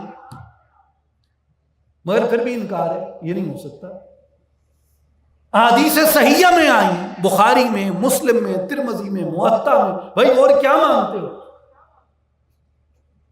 کتاب الاعتقاد میں ابو بکر بیہقی کہتے ہیں حضور کے صحابہ سے ظاہر ہوئی، حضور کے زمانے میں بھی ظاہر ہوئی صحابہ سے، حضور کے وصال کے بعد بھی حضور کے صحابہ سے کرامات ظاہر ہوئی. ثم علی الصالحین من امتہ، حضور کی امت کے صالحین سے کرامات کا ظہور ہوا. ما یوجب اعتقادا جواز ہی، اس لیے ان کے ممکن ہونے کے اعتقاد کو واجب کرتی ہیں کہ ہر مومن پر یہ واجب ہے کہ اولیاء اللہ کی کرامات کے اس بات کو اپنے اوپر واجب سمجھے. جو اس کا انکار کرتا ہے وہ شرف امت محمدیہ کا انکار کرتا ہے. جو اس کا انکار کرتا ہے وہ خدا کی قدرت کا، خدا کے انتخاب اور عطا کا انکار کرتا ہے۔ جو کرامت ولی کا انکار کرتا ہے وہ خدا کے فضل و کرم کا انکار کرتا ہے، اس لیے کہ یہ خدا کے فضل و کرم سے ہے، اس میں انکار کرنے والی کون سی بات ہے۔ اب آئیے جس مقام پہ ہم بیٹھے ہیں، یہاں اس خطے کے اندر جنہوں نے تربیت عقیدہ کی، اعتقاد سنوارا، خدا کے بارے میں، اس کی ذات کے بارے میں، اس کی صفات کے بارے میں، اس کی قدرت کے بارے میں، اس کے کلام کے بارے میں، اس کی سمیع و بصیر ہونے کے بارے میں، اس کے استواء علی العرش کے بارے میں، اس کے تجلی فرمانے کے بارے میں، اس کے علم کے بارے میں، اس کے عدل کے بارے میں، جن کتب نے ہماری تربیت کی، ہم ان کتب کا نام جانتے ہوں یا نہ جانتے ہوں، مگر ہمارے علماء کے ذریعے جو ہمارا اعتقاد ڈیولپ ہوا رسول اللہ کی نبوت کے بارے میں، وحی کے بارے میں، کتاب کے بارے میں، حضور کی سنت کے بارے میں، حضور کی شریعت کے بارے میں، حضور کے صحابہ کے بارے میں، خلافت کے بارے میں، عمومت کے بارے میں، ولایت کے بارے میں، حدیث کے بارے میں، اصول کے بارے میں، عبادات کے بارے میں، معاملات کے بارے میں، اعتقادیات کے بارے میں، سب سے عظیم کتاب جس نے پاک و ہند کے پورے خطے میں صدیوں سے مسلمانوں کی تربیت کی ہے، وہ مشہور ترین کتاب ایک چھوٹا سا رسالہ ہے حضرت امام عمر النصفی رحمۃ اللہ علیہ کا، جس کا نام ہے عقیدہ النصفیہ، عقیدہ النصفیہ، جس کی شرح لکھی امام سعد الدین تفتزانی رحمۃ اللہ علیہ نے۔ آپ کسی بھی عالم کے سامنے اس کا نام اٹھا لیں، تمام علماء اہل سنہ پاک و ہند کے متوسطین سے لے کے متاخرین تک اور آج کے اس زمانے تک جب علم اٹھ چکا، یہ کتاب بنیادی کتاب ہے عقائد کے بارے میں۔ یعنی جس عالم نے یہاں پہ نہیں، عرب میں، مصر میں، شام میں، عراق میں، جہاں جہاں احناف موجود ہیں، سمرقند کے اندر، بخارا میں، ترکی میں، جہاں کہیں دنیا بھر میں حنفی روایت کے مسلمان موجود ہیں، کسی عام سے عام ملا سے پوچھ لیں، عالم سے پوچھ لیں، وہ آپ کو بتائے گا۔ آپ اس سے پوچھیں عقیدے کی بنیادی کتاب کون سے پڑھتے ہو، وہ آپ کو بتائے گا عقیدہ نصفیہ۔ عقیدہ نصفیہ کس کی شرح سے پڑھتے ہو، وہ آپ کو بتائے گا سعد الدین تفتزانی کی شرح سے پڑھتے ہیں، جن سے ہمارے اعتقاد کی عمارت کھڑی ہے، جس پہ جس اصول کو پڑھ کے ہم اس کی صفات کے بارے میں جانتے ہیں، اس کی ذات کے بارے میں، اس کے عدل، اس کی قدرت، اس کے علم کے بارے میں، اس کے سمیع و بصیر ہونے کے بارے میں جانتے ہیں، وحی کے بارے میں جانتے ہیں، کتاب کے بارے میں جانتے ہیں، ملائکہ کی کیفیت کے بارے میں جانتے ہیں، نبوت کے بارے میں، ضرورت نبوت کے بارے میں، اعتقاد فی النبوت کے بارے میں جانتے ہیں، وہ سب سے عظیم اور اجل کتاب ہمارے درمیان، ہمارے طبقہ کے درمیان کون سی ہے؟ عقیدہ نصفیہ۔ اور یہ جو ہندوستان میں صدی ڈیڑھ صدی پہلے تنازع شروع ہوا، یہ ان سے صدیوں پہلے کی کتاب ہے، اور یہ دونوں اس کتاب پہ متفق ہے۔ جو حنفی آپس میں جھگڑتے ہیں، یہ دونوں اسے اپنے عقیدے میں اصول کے طور پہ لیتے ہیں۔ شرح عقائد نصفیہ امام تفتزانی کی، اس سے میں وضاحت کروں گا اس کی، کیونکہ بہت سی شروحات لکھی گئی ہیں۔ مستند ترین شرح جو مدارس میں پڑھائی جاتی ہے وہ شرح تفتزانی ہے۔ متن میں فرماتے ہیں، اولیاء اللہ کے بارے میں جب کلام کیا امام عمر النصفی نے، اولیاء اللہ کے بارے میں کلام کا آغاز کرتے ہوئے امام عمر النصفی نے فرمایا، اصول کی بات کی، کرامات الاولیاء حق۔ پہلی بات انہوں نے یہی کی کہ اولیاء اللہ کی کرامات برحق ہیں، اولیاء اللہ کی کرامات برحق ہیں۔ وَكَرَامَتُهُ، یہ تفتزانی کی شرح میں پڑھ رہا ہوں اب، امام سعد الدین تفتزانی کی۔ وَكَرَامَتُهُ ظُهُورُ أَمْرٍ خَارِقٍ لِلْعَادَةِ مِنْ قِبَلِهِ غَيْرُ مُقَارِنٍ لِلدَّعْوَى النُّبُوَّةِ، اور ولی کی کرامت اس کی طرف سے خارق عادت کا کام واقع ہونا جو دعوی نبوت کے ساتھ ملا ہوا نہ ہو۔ یعنی اگر کوئی ایسا جاہل و گمراہ ہے جیسا فتنہ قادیانیہ میں ہوا کہ انہوں نے اپنے دعوی ولایت کو دعوی نبوت کے ساتھ متصل کیا، انہوں نے کہا ہم رد کرتے ہیں ایسی کرامات کا، اور یہ صریحاً کفر ہیں، لیکن ایسی کرامت اور ایسا ولی جو متابعت پیمبر میں برحق ہو اس کی کرامات برحق ہوتی ہیں۔ وَالدَّلِيلُ عَلَى حَقِيقَةِ الْكَرَامَةِ، اور اولیاء کی کرامات کی حقیقت کے اوپر جو دلیل ہے وہ کیا ہے؟ ما تواتر عن کثیر من الصحابہ، اصولی بات ہے، انہوں نے فرمائی کہ جو کثیر صحابہ کرام سے تواتر سے ثابت ہیں جو کرامات، ومن بعدہم بحیث لا یمکن انکارہ، اور صحابہ کے بعد بھی جو برحق لوگوں سے ثابت ہیں اور ظاہر ہیں تواتر کے ساتھ، اس حیثیت سے کہ لا یمکنو انکارہ، ان کا انکار کرنا ممکن نہیں ہے۔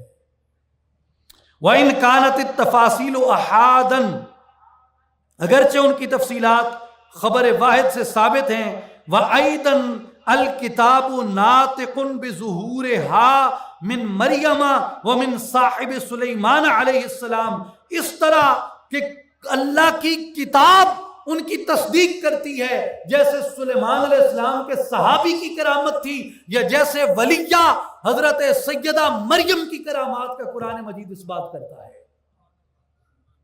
اگر آپ اصول جانتے ہیں تو اصول کا ایک جملہ لکھ کے جائیں میرے نوجوان ساتھیوں، اصول کا جملہ لکھ کے جائیں جو امام تفتزانی رحمۃ اللہ علیہ نے لکھا، فرمایا وَبَعْدَ ثُبُوتِ الْوُقُوعِ، جب کتاب اللہ سے اس کا واقع ہونا ثابت ہے کہ کتاب اللہ اس بات کرتی ہے، اس بات کا اللہ کی کتاب میں اس بات ہے، اس بات کا کہ ولی سے کرامت ظاہر ہوئی، جیسے حضرت مریم سے ہوئی، جیسے بی بی ہاجرہ سے ہوئی، جیسے حضرت سلیمان کے صحابی سے ہوئی، جیسے سورہ کہف میں کتا ان صحابہ سے کلام کرتا ہے۔ فرمایا کہ اس طرح کی کرامات قرآن میں تواتر سے ثابت ہوئیں۔ وَبَعْدَ ثُبُوتِ الْوُقُوعِ، جب اس کا وقوع ہونا ثابت ہے قرآن سے، لا حاجت الی اثبات الجواز، اس کے جائز ہونے کی بحث ہی ختم ہو جاتی ہے۔ اگر کوئی کہے کہ کیا کرامتی ولی جائز ہے یا نہیں ہے، اسے کہو اے جاہل شخص، جب قرآن میں ان کا واقع ہونا ثابت ہے، ان کے جائز ہونے کا سوال ہی نہیں اٹھتا۔ جائز ہونے کا سوال اٹھتا ہے جب وہ بات واقع نہ ہوئی ہو، جب قرآن میں واقع ہو چکی، اس کا جائز ہونا قرآن کی روح سے ثابت ہو چکا۔ لہٰذا اس کے جواز میں، اس کے جائز ہونے یا نہ ہونے کے بارے میں کوئی بحث باقی نہ رہ گئی۔ کرامات کی اقسام کیا ہیں؟ عند ائمۃ العقیدہ، عقیدے کے اماموں کے نزدیک کرامت کی کتنی قسمیں ہیں؟ سنیں امام عمر النصفی کا متن اور اس پہ امام سعد الدین تفتزانی کی شرح۔ مجھے پتہ ہے یہ جو بھاری بھرکم باتیں ہوتی ہیں یہ عوامی باتیں نہیں ہوتی، یہ عوامی باتیں نہیں ہوتی۔ میں جس کرب سے آپ گزر رہے ہیں میں آپ کا کرب سمجھ رہا ہوں، مگر میرے استاد گرامی شیخ القرآن مولانا منظور احمد صاحب قدس سرہ العزیز رحمۃ اللہ علیہ، آپ کا ایک قول ہے، آپ فرماتے تھے عالم دا کم نہیں کہ عوام دی سطح تے عالم، عالم دا کم ہے عوام اپنی جاتے لے آئے۔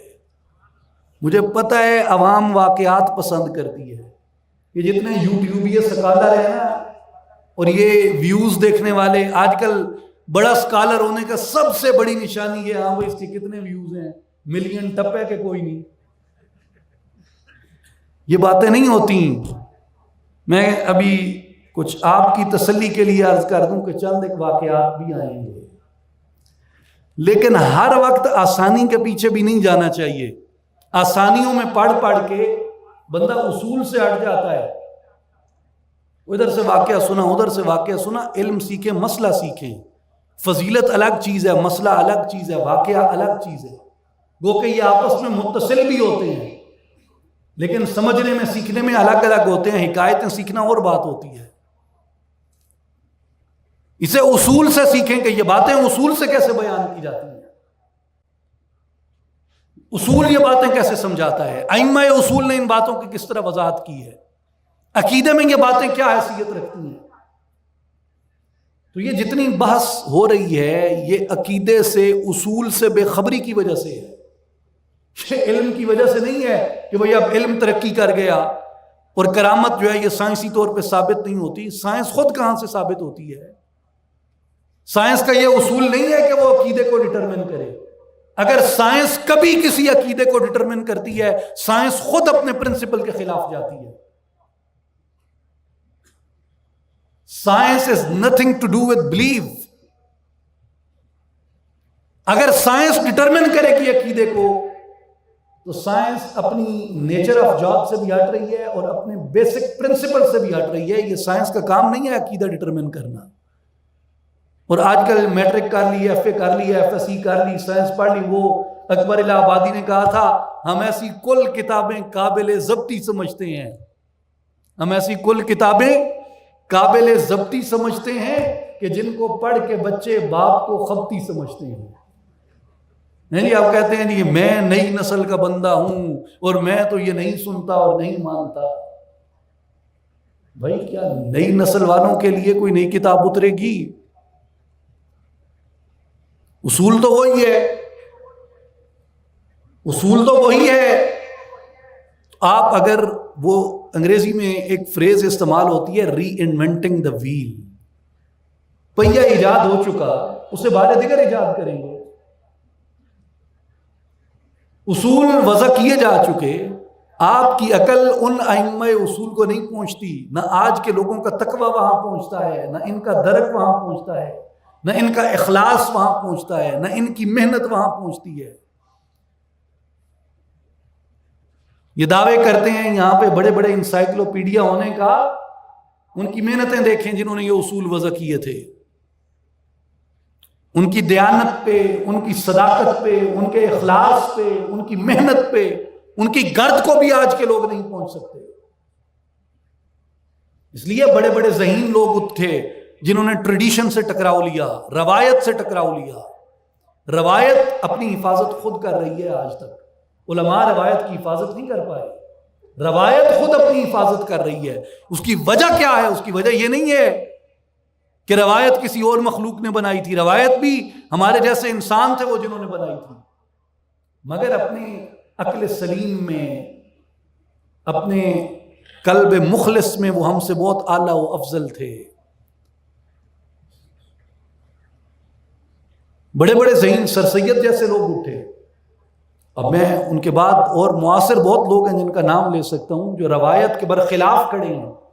ان کی اپنی زندگیوں میں ان کے اپنے بنائے ہوئے اصول ریزہ ریزہ ہو رہے ہیں. آج ایک بات کہتے ہیں, کل دوسری بات کہتے ہیں. کسی نے کہا جی وہ فلاں صاحب کی کتاب پڑھی ہے, انہوں نے کہا نہیں جی ابھی تو نہیں پڑھی, 5 سال بعد اس کا رجوع شدہ ایڈیشن آ جائے گا تو پھر پڑھوں گا. آج ایک بات کی, کل رجوع کر لیا, پرسوں دوسری بات کی. تو روایت سے آپ جو روایت استوار ہو چکی ہے, یہ نہیں کہ اس سے مقابل کوئی بات نہیں کی جا سکتی یا اس پہ کوئی حجت قائم نہیں کی جا سکتی ہے, بحث کی جا سکتی ہے, لیکن اس کے لیے اتنا علم چاہیے, اتنا درک چاہیے, اتنا اخلاص چاہیے جو آج مفقود ہے. اور یہ وہ اصول ہیں جو ائمہ کرام نے صدیوں اس پہ محنتیں کی, مشقتیں کی, اسفار کیے, مشاہدات کیے, اور پھر ان اصولوں کو وضع کیا. ان اصولوں میں انہوں نے کرامات کی مثالیں بیان کی کہ کرامت کی قسمیں کتنی ہیں, کرامت کی قسمیں کتنی ہیں. کرامت کی پہلی قسم امام عمر النصفی کے بقول, جو عقیدہ کے ہمارے سب سے بڑے امام ہیں, جن کا ٹیکسٹ پڑھ کے جن کا بنیادی رسالہ پڑھ کے مدرسے میں مولوی عقیدہ سیکھتا ہے، یعنی جس نے عقیدہ نصفیہ نہیں پڑھا وہ مولوی نہیں ہے، حافظ ہوگا، قاری ہوگا، وہ 12 تقریریں، نورانی تقریریں، عرفانی تقریریں پڑھ کے تقریر شقریر جاڑ لیتا ہوگا، عالم نہیں ہے۔ عالم وہ ہے جس نے عقیدہ و اصول پڑھا ہے۔ تو یہ امام نصفی بنیادی عقیدے کا ٹیکسٹ ہے ان کا رسالہ۔ امام نصفی رحمۃ اللہ علیہ عقیدے کی اقسام کرامت کی اقسام بیان کرتے ہیں۔ پہلی قسم سنیں، پھر اس پہ واقعہ بھی سنیں، آپ خوش ہوں گے۔ من قطع المسافت البعیدۃ فی المدت القلیلہ، کرامت کی پہلی قسم قلیل مدت میں لمبا فاصلہ طے کر لینا۔ قلیل مدت میں لمبا فاصلہ طے کر لینا۔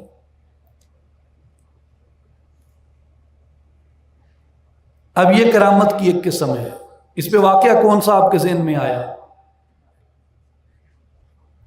اس پہ واقعہ امام تفتزانی اس کی شرح میں فرماتے ہیں کہ اتیانی صاحبی سلیمانہ وہو آصف بن برقیہ علی الاشہری بعرش بلقیس قبل ارتداد الطرف مع بعد المسافہ۔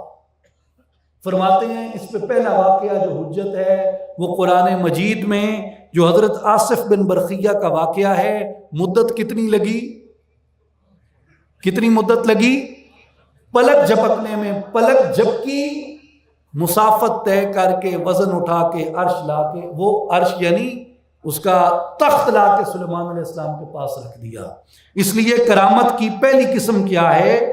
فرمایا کہ قلیل مدت میں طویل مسافت طے کر لینا۔ یہ کرامات اولیاء میں سے ہے جس کی تصدیق اللہ کی کتاب کرتی ہے،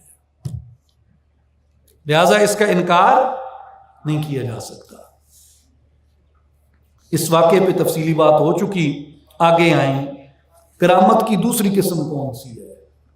کرامت کی دوسری قسم کون سی ہے؟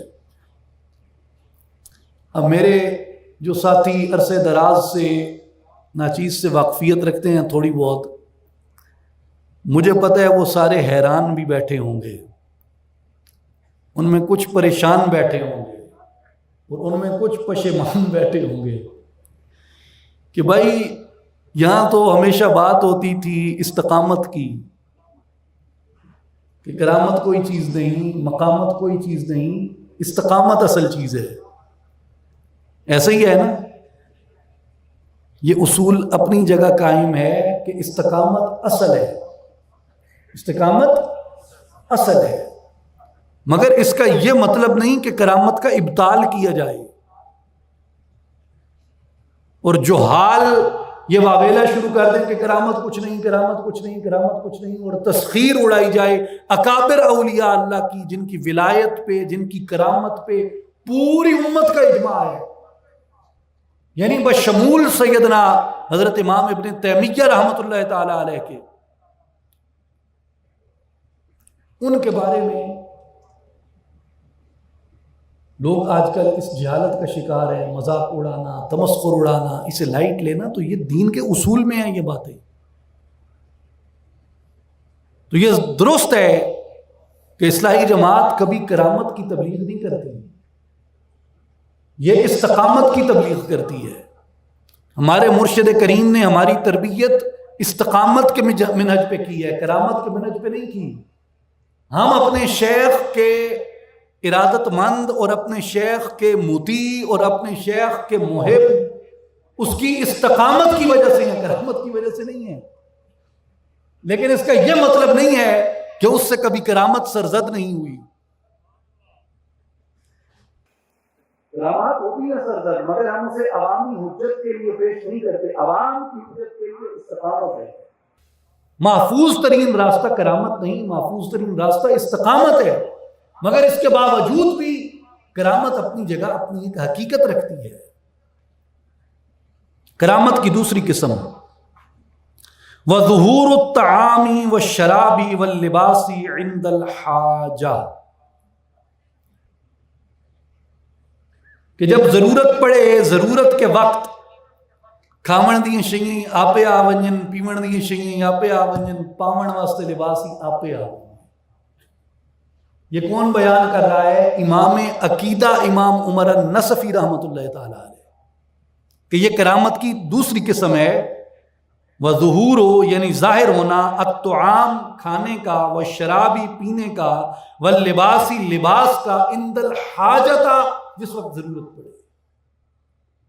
ظاہر ہونا کھانے پینے اور لباس کا ضرورت کے وقت۔ اب اس پہ امام سعد الدین تفتزانی اس کی شرح میں کہتے ہیں کما فی حق مریم، جیسا کہ قرآن مجید میں حضرت مریم سلام اللہ علیہ کا واقعہ بیان ہوا۔ انہیں گل ہو رہی سمجھ لو میرے دوستو اور بھائیو، حضرت بی بی مریم نبی یا ولی کیونکہ عورتیں کوئی نبی نہیں آیا، لہذا بی بی مریم پاک اللہ دی نیک بندی تے اللہ دی ولیہ نبیہ نہیں، لہذا کرامت جڑی حضرت بی بی مریم پاک دی بیان ہوئی ہے وہ نبی دے معجزے دے طور تے بیان نہیں ہوئی، وہ ولیہ دی کرامت دے طور تے بیان ہوئی ہے۔ گل سمجھ آئی؟ ولیہ دے نام تے قرآن وچ پوری سورت ہے، ولیہ دے نام تے قرآن وچ پوری سورت ہے، تے قرآن وچ بی بی مریم پاک دیاں کئی کرامتاں ہیں جنہیں چوں میں دو بیان کرے ساں۔ امام تفتزانی فرماتے ہیں کما فی حق مریم، جیسا کہ قرآن میں حضرت مریم کے لیے بیان ہوا، فَإِنَّهُ كُلَّمَا دَخَلَ عَلَيْهَا زَكَرِيَّا الْمِحْرَابَ وَجَدَ عِندَهَا رِزْقًا۔ زکریا علیہ السلام حضرت مریم کے حجرے میں آئے، محراب کے پاس، دیکھا بے موسمی چیزیں کھانے کی پڑی ہیں۔ بھائی انہوں کدائیں اکتوبر انور لٹور لبد ہے نہیں لبدا نا۔ حضرت زکریا علیہ السلام آئے حضرت بی بی مریم پاک کے کمرے میں، دیکھا بے موسمہ تازہ پھل پڑا ہے، حیران ہو گئے۔ قال یا مریم انا لکی ھذا، مریم یہ کیا پڑا ہوا ہے؟ یہ تو اس موسم کا پھل نہیں ہے، یہ چیزیں کہاں سے آ گئیں تیرے پاس؟ قالت ہوا من عند اللہ، بی بی مریم کہتی ہیں یہ مجھے میرے اللہ نے عطا فرمائی، یہ مجھے میرے اللہ نے عطا فرمائی ہیں۔ آگے سنیں دوسری کرامت حضرت مریم کی۔ یہ کرامت جو حضرت مریم کی قرآن مجید نے بیان فرمائی ہے، یہ آل عمران آیت نمبر 37۔ آگے سنیں سورہ مریم آیت نمبر 25۔ ویسے پوری اس سورہ مریم پہ اگر کبھی مالک زندگی اور موقع عطا فرمائے تو سورہ مریم میں حضرت مریم سلام اللہ علیہ کی کرامات کا بعض علماء نے شمار کیا۔ ملک کا کلام کرنا بھی ایک کرامت ہے، یعنی فرشتے نے آ کے کلام کیا حضرت مریم سلام اللہ علیہ سے، یہ بھی حضرت مریم کی کرامات میں داخل ہے۔ اس طرح اور بھی کئی چیزیں ہیں جو حضرت مریم سلام اللہ علیہ کی کرامات میں داخل ہیں۔ ان میں سے ایک کرامت کیا ہے؟ وَهُزِّي إِلَيْكِ بِجِذْعِ النَّخْلَةِ تُسَاقِطْ عَلَيْكِ رُطَبًا جَنِيًّا، اور کھجور کے تنے کو اپنی طرف ہلاؤ، تم پہ پکی ہوئی کھجوریں گرنے لگیں گی۔ حضرت مریم نے کھجور کے تنے کو اپنی طرف کھینچا، اب کھجور اونچی ہوتی ہے، وہ نیچے بیٹھی ہیں، تنے کو کھینچا، اب کمزور نہیں عورت ہے، درد ذہن میں مبتلا ہے، بچہ پیدا کیا ہے یا پیدا کر رہی ہیں، ہاتھ میں سکت نہیں ہے، جسم میں طاقت نہیں ہے، اور جسم نحیف ہو گیا، نحافت کی وجہ سے خوراک طلب کی تو کہا کھجور کے تنے کو ہلاؤ۔ اب ایک نحیف عورت درد ذہن میں مبتلا وہ کھجور کے تنے کو ہلاتی ہے تو اس کیڑے کھلا لیا اسے۔ بھئی ایک انسانی طبع سے اگر اسے سمجھنے، نیچر سے اسے سمجھیں تو نحافت ہے، کمزوری ہے، ضعف ہے، بیماری ہے، درد ہے، قوت نہیں ہے، مگر ہاتھ رکھا تنے پہ تو کیا ہوا؟ پکی ہوئی کھجوریں حضرت مریم پہ گرنے لگی۔ اور کئی علماء نے اس پہ کلام کیا، وَكَانَ ذَلِكَ فِي غَيْرِ أَوَانِ الرَّطْبِ، اور حضرت مریم سلام اللہ علیہ پہ جب وہ کھجوریں گریں وہ پکی ہوئی کھجوروں کا موسم نہیں تھا. تو یہ امام عمر النصفی رحمۃ اللہ علیہ نے فرمایا کہ یہ کرامت کی دوسری قسم ہے کہ ضرورت کے وقت کھانا آ جائے، ضرورت کے وقت پانی آ جائے، ضرورت کے وقت لباس آ جائے. اللہ تعالیٰ اپنے اولیاء کو ایسی کرامات عطا فرماتا ہے، اس کی قدرت سے کوئی بعید نہیں ہے. مثال اس کی قرآن مجید میں حضرت مریم سے عطا. آگے آئیں. والمشی علی الماء، یہ متن ہے عمر النصفی کا. کرامت کی تیسری قسم کیا ہے؟ پانی پہ ٹرنا، پانی پہ چلنا. مشیو علی الماء، پانی پہ چلنا. آپ نے ہمیشہ اصلاحی جماعت کے مبلغین سے اس کے خلاف ہی سنا ہوگا کہ بھئی پانی پہ چلنا کون سا کمال ہے. ہم بھی یہ کہتے ہیں پانی پہ چلنا کوئی کمال نہیں، مگر یہ نہیں کہ یہ مراتب اولیاء میں سے کوئی رتبہ نہیں ہے. یہ ایک عظیم اور بلند رتبہ ہے، ہر شخص اس کو نہیں پا سکتا. اور اس پہ جو حجت پیش فرمائی ہے امام تفتزانی رحمۃ اللہ تعالی علیہ نے اور دیگر اولیاء اللہ نے کہ پانی پر چلنا، اور اس کے بارے میں امام ابن کثیر رحمۃ اللہ تعالی علیہ نے اپنی 2 کتابوں معجزات النبی میں اور البدایہ والنہایہ جو تاریخ ابن کثیر کے نام سے مشہور ہے، اس میں یہ لکھی روایت امام ابو القاسم ہبت اللہ لالکائی نے شرح اصول اعتقاد میں اس روایت کو نقل کیا.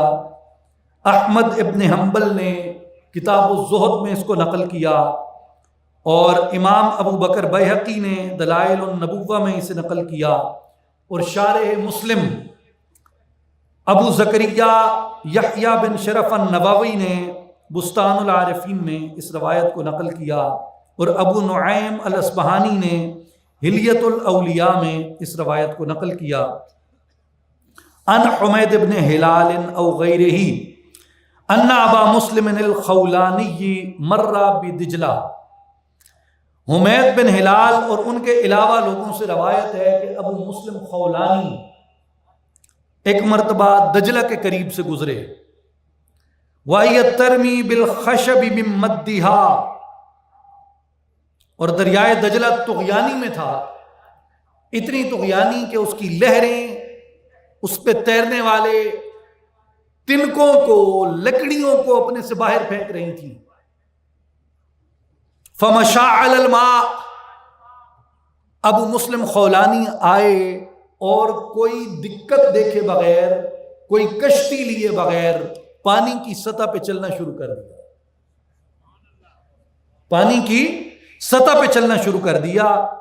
ثم التفت الى اصحابہ، پھر اپنے اصحاب کی طرف متوجہ ہوئے اور کہنے لگے هل تفقدون من متاعکم شیئا فندعو اللہ عز وجل، اگر تمہارے پاس سے کوئی چیز گم ہوئی ہے، یعنی دریا سے میں گری ہے، مجھے بتاؤ، میں اللہ سے دعا کروں گا، دریا تمہاری گری ہوئی چیز تمہیں واپس لوٹا دے گا.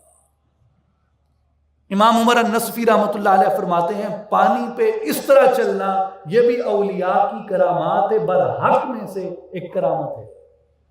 اور اس کی روایت کے بارے میں امام ابن کثیر نے معجزات النبی میں فرمایا قال البیہقی ھذا اسناد صحیح، کہ امام بیہقی نے کہا ہے کہ اس روایت کی اسناد صحیح ہے، لہذا اولیاء کی یہ کرامات برحق میں سے ہے. آگے آئیں. کرامت کی چوتھی قسم. اب تک کرامت کی کتنی قسمیں ہو گئی؟ 3. کون کون سی؟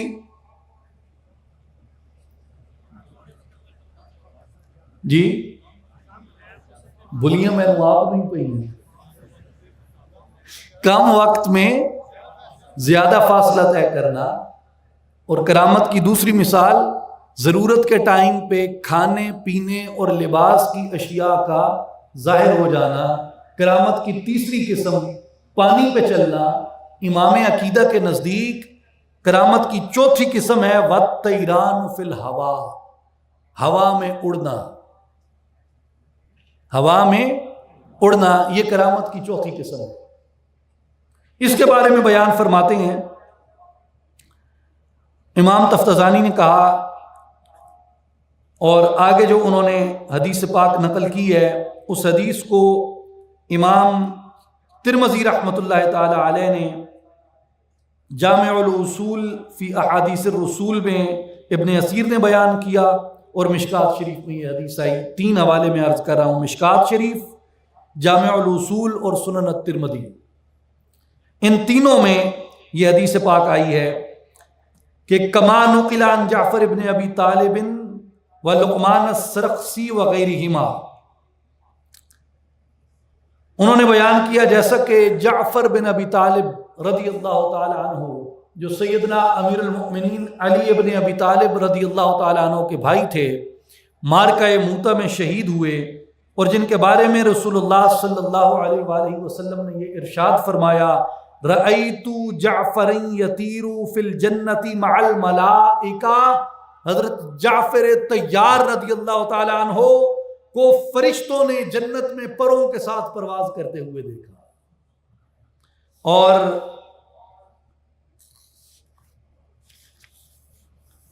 صحیح بخاری کتاب المناقب میں عبداللہ ابن عمر رضی اللہ تعالیٰ عنہ ان کی روایت ہے کہ وہ حضرت امام جعفر کے صاحبزادے حضرت عبداللہ ابن جعفر رضی اللہ تعالیٰ عنہ کو جب دیکھتے، یعنی جو حضرت جعفر ابن طیار کے بیٹے تھے عبداللہ بن جعفر، ان کے بارے میں فرماتے ہیں کہ وہ جب بھی عبداللہ بن جعفر کو دیکھتے تو عبداللہ بن جعفر کو فرماتے، السلام علیکہ یا ابن ذی الجناحین، اے 2 پروں والے بزرگ کے بیٹے، اے 2 پروں والے بزرگ کے بیٹے۔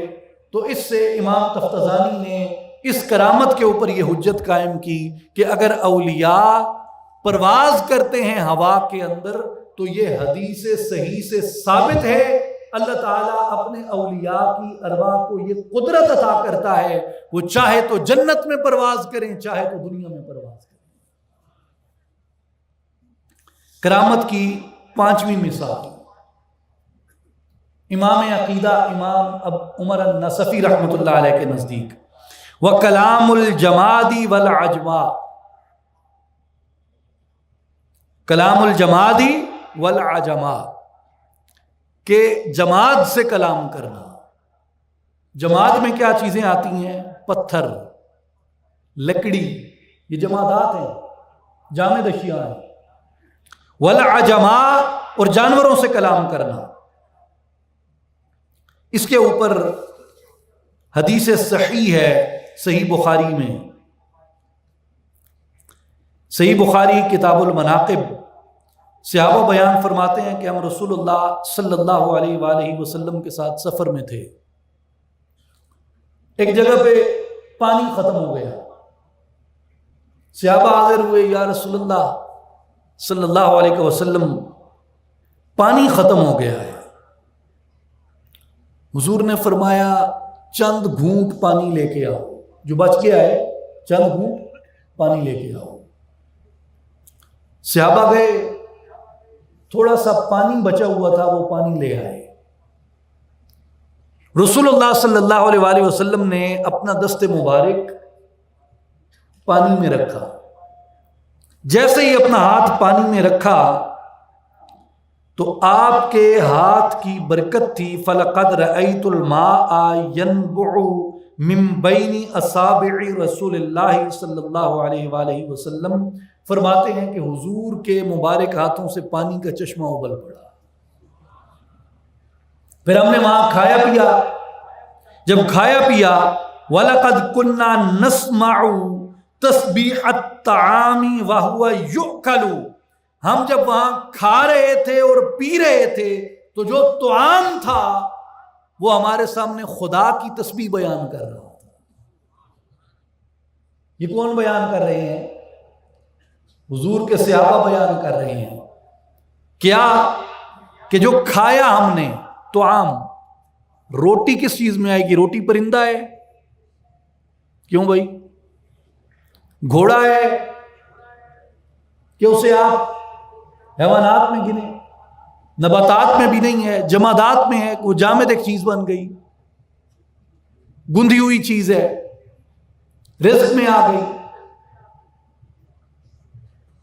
تو اس کے بارے میں فرمایا کہ کھانا جب ہم کھا رہے تھے تو وہ کھانا ہمارے سامنے خدا کی تعریف کرتا تھا، خدا کی تسبیح کرتا تھا، ہم نے اپنے کانوں سے سنی. صحیح بخاری کتاب المناقب. یہ لوگ پڑھتے ہیں، معلوم ہے، لیکن تعصب ہے جو اس کے اقرار سے مانے ہو جاتا ہے، اس کے اقرار پہ نہیں آنے دیتا کہ صحابہ کو اللہ نے یہ کمال عطا کیا تھا متابعت پیمبر کے اندر کہ کھانا تسبیح کر رہا ہے وہ اپنے بشری کانوں سے سن رہے ہیں. تو اللہ تعالیٰ اولیاء کو یہ کرامت عطا کرتا ہے کہ وہ جمادات سے کلام کر سکیں، اس کا کلام سن سکیں. امیر المؤمنین سیدنا علی ابن ابی طالب رضی اللہ تعالیٰ عنہ آپ فرماتے ہیں، امام بیہقی نے اسے روایت کیا اور امام ترمذی نے اسے روایت کیا. حضرت علی رضی اللہ تعالیٰ عنہ فرماتے ہیں کہ فلا یمر بحجر ولا شجر الا قال السلام علیک یا رسول اللہ صلی اللہ علیہ وسلم وانا اسمعہ. حضرت علی فرماتے ہیں ہم مکہ میں رسول اللہ صلی اللہ علیہ وسلم کے ساتھ سیر کے لیے گئے اور حضور علیہ السلام مکہ کے جس پتھر کے پاس سے گزرتے، جس درخت کے پاس سے گزرتے، وہ پتھر حضور کو دیکھ کے کہتا، وہ درخت حضور کو دیکھ کے کہتا السلام علیک یا رسول اللہ وانا اسمعہ، اور میں پتھر کا اور درخت کا کلام سن رہا ہوں. اس میں بڑے نکتے ہیں. پہلا نکتہ تو اس سے یہ ثابت ہوا کہ میرے بھائی حضور علیہ السلام کو صیغہ ندا کے ساتھ سلام کرنا پتھر بھی کرتے ہیں، جمادات بھی کرتے ہیں. پتھر بھی کرتے ہیں جمادات، اور درخت بھی کرتے ہیں نباتات. تو جب درخت نباتات کہتے ہیں السلام علیکم یا رسول اللہ، جمادات کہتے ہیں السلام علیکم یا رسول اللہ، تو اگر آپ درجے میں دیکھیں، درجے میں انسان سب سے افضل ہے، باقی مخلوقات اس کے بعد آتی ہیں، اور حیوانات کا درجہ آتا ہے، حیوانات کے بعد نباتات کا درجہ آتا ہے، نباتات کے بعد جمادات کا درجہ آتا ہے.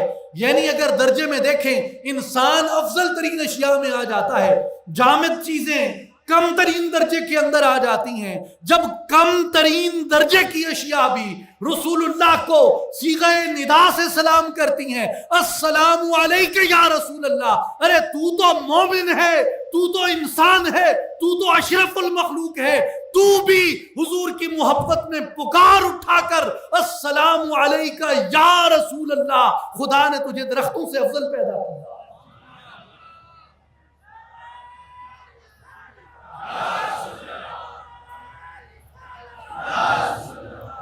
پہلا نقطہ یہ ہوا کہ حضور کو صیغہ ندا سے سلام کیا کریں.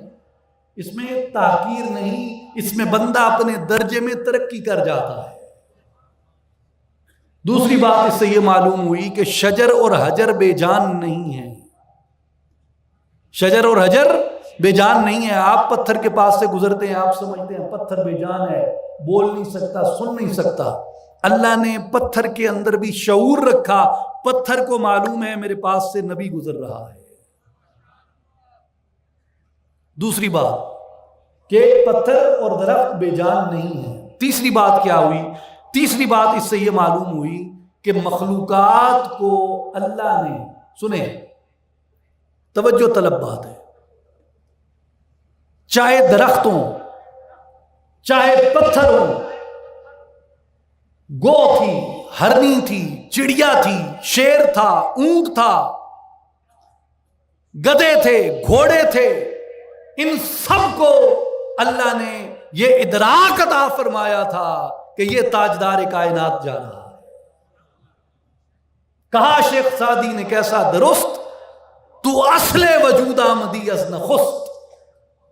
رسول اللہ صلی اللہ علیہ وسلم کی حقیقت کا، حضور علیہ السلام کے مقام و مرتبے کا ادراک اللہ نے کل مخلوقات کو عطا کیا. مخلوق حضور کو جانتی تھی، یعنی درخت جانتے تھے رسول اللہ کو، پتھر جانتے تھے رسول اللہ کو. ہائے نہیں جان سکے تو انسان نہیں جان سکے. پتھر شعور رکھتے ہیں, درخت شعور رکھتے ہیں. گو آ گئی, بدو نے لا کے گو چھوڑی, اس نے کہا کہ یہ تیری گواہی دے دے میں تجھے نبی مان لوں گی. حضور نے گو کی طرف توجہ کی, گو نے کہا یہ اللہ کا نبی ہے. حدیث الدب مشہور حدیث ہے.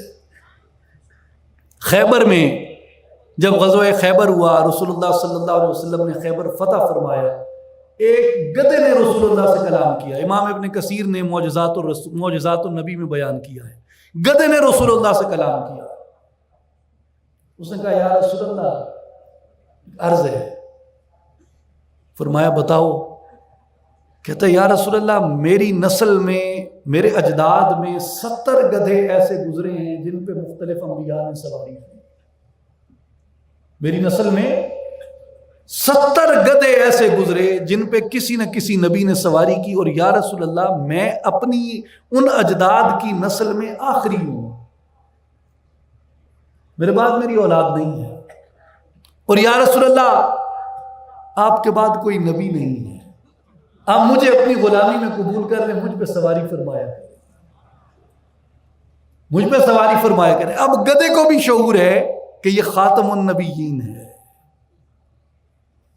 کیسے آج لوگ پیدا ہو گئے. ختم نبوت ایسی چیز تھی حضور کی کہ جانوروں کو, جسے آپ حقیر کہتے ہیں, نجس کہتے ہیں, نہ جانے کیا کیا, اس گدھے کو بھی ادراک ہے کہ یہ خاتم النبیین ہے. مخلوقات حضور کو جانتی تھی.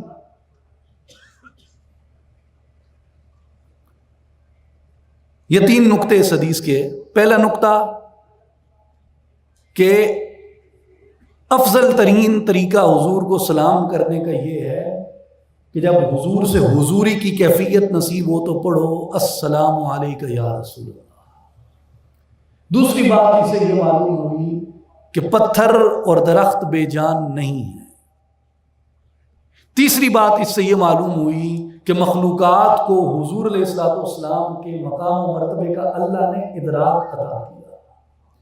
چوتھی بات اس سے ایک معلوم ہوئی جو آج کے موضوع کے موافق ہے. چوتھی بات یہ تو مقام نبوت ہو گئے, یہ تینوں معاملات مقام نبوت میں آ گئے کہ حضور نبی ہیں, پتھر جانتے ہیں, پتھر پڑھ رہے ہیں السلام علیکم یا رسول اللہ, حضور ہوئے نبی.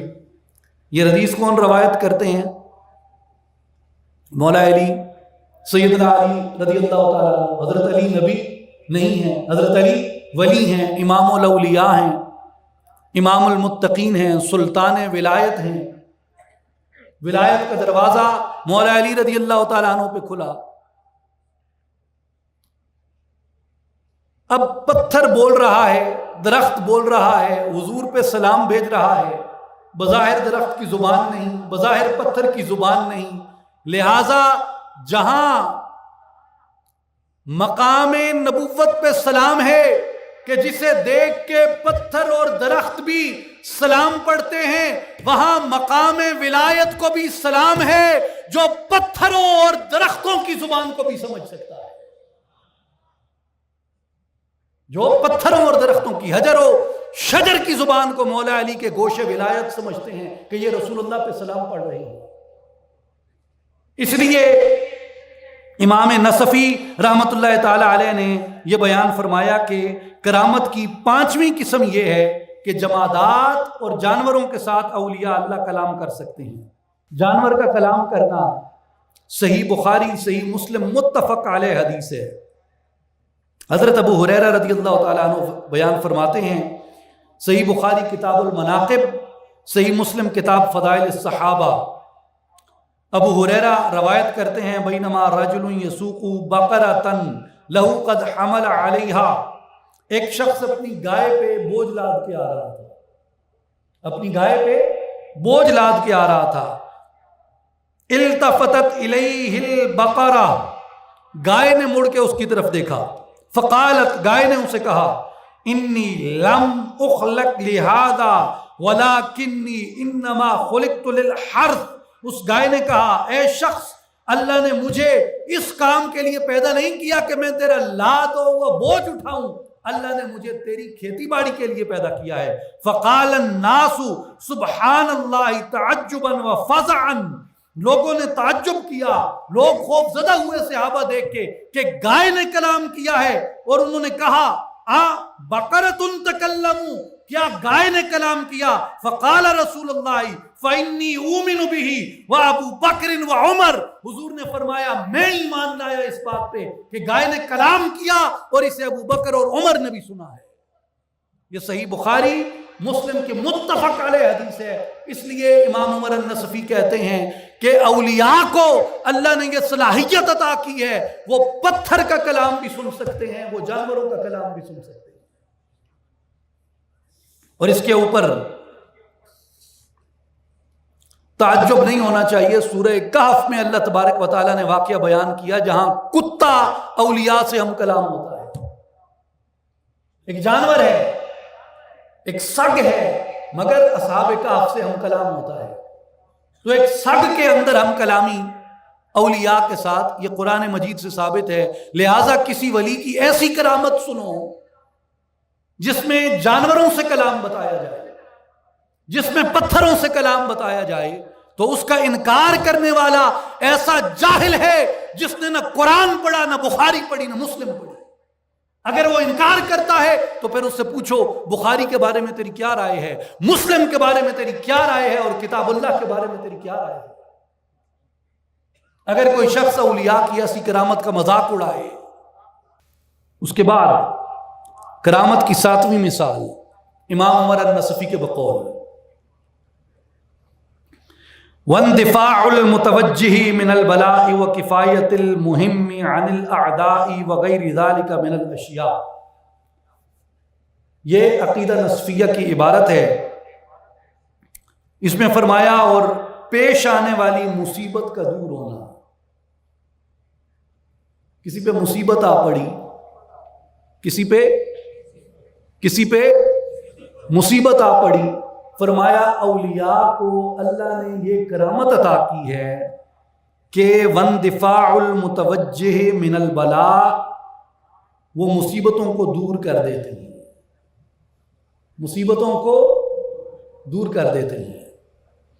وَكِفَایَةِ الْمُهِمِّ عَنِ الْأَعْدَاءِ، اور دشمنوں کی طرف سے ہونے والے نقصان سے محفوظ کر لیتے ہیں. دشمنوں کی طرف سے ہونے والے نقصان سے محفوظ کر لیتے ہیں. وَغَيْرِ ذَلِكَ مِنَ الْأَشْيَاءِ، اور اس طرح کی دیگر اشیاء پہ بھی اللہ نے انہیں تصرف عطا کیا ہے.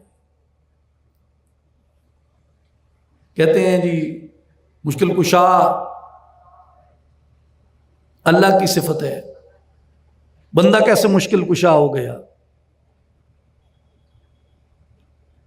تو آپ بھائی بنیادی بات ہے یہ مجاز مرسل ہے. حقیقتاً مشکل کشا اللہ ہے، حقیقتاً مشکل کشا اللہ ہے، مگر اللہ نے اپنی قدرت سے، اپنے انتخاب سے اس بندے پہ راضی ہو کے اس بندے کو چن لیا اور اسے یہ تصرف باطنی، تصرف ملکوتی، تصرف لدنی عطا کر دیا.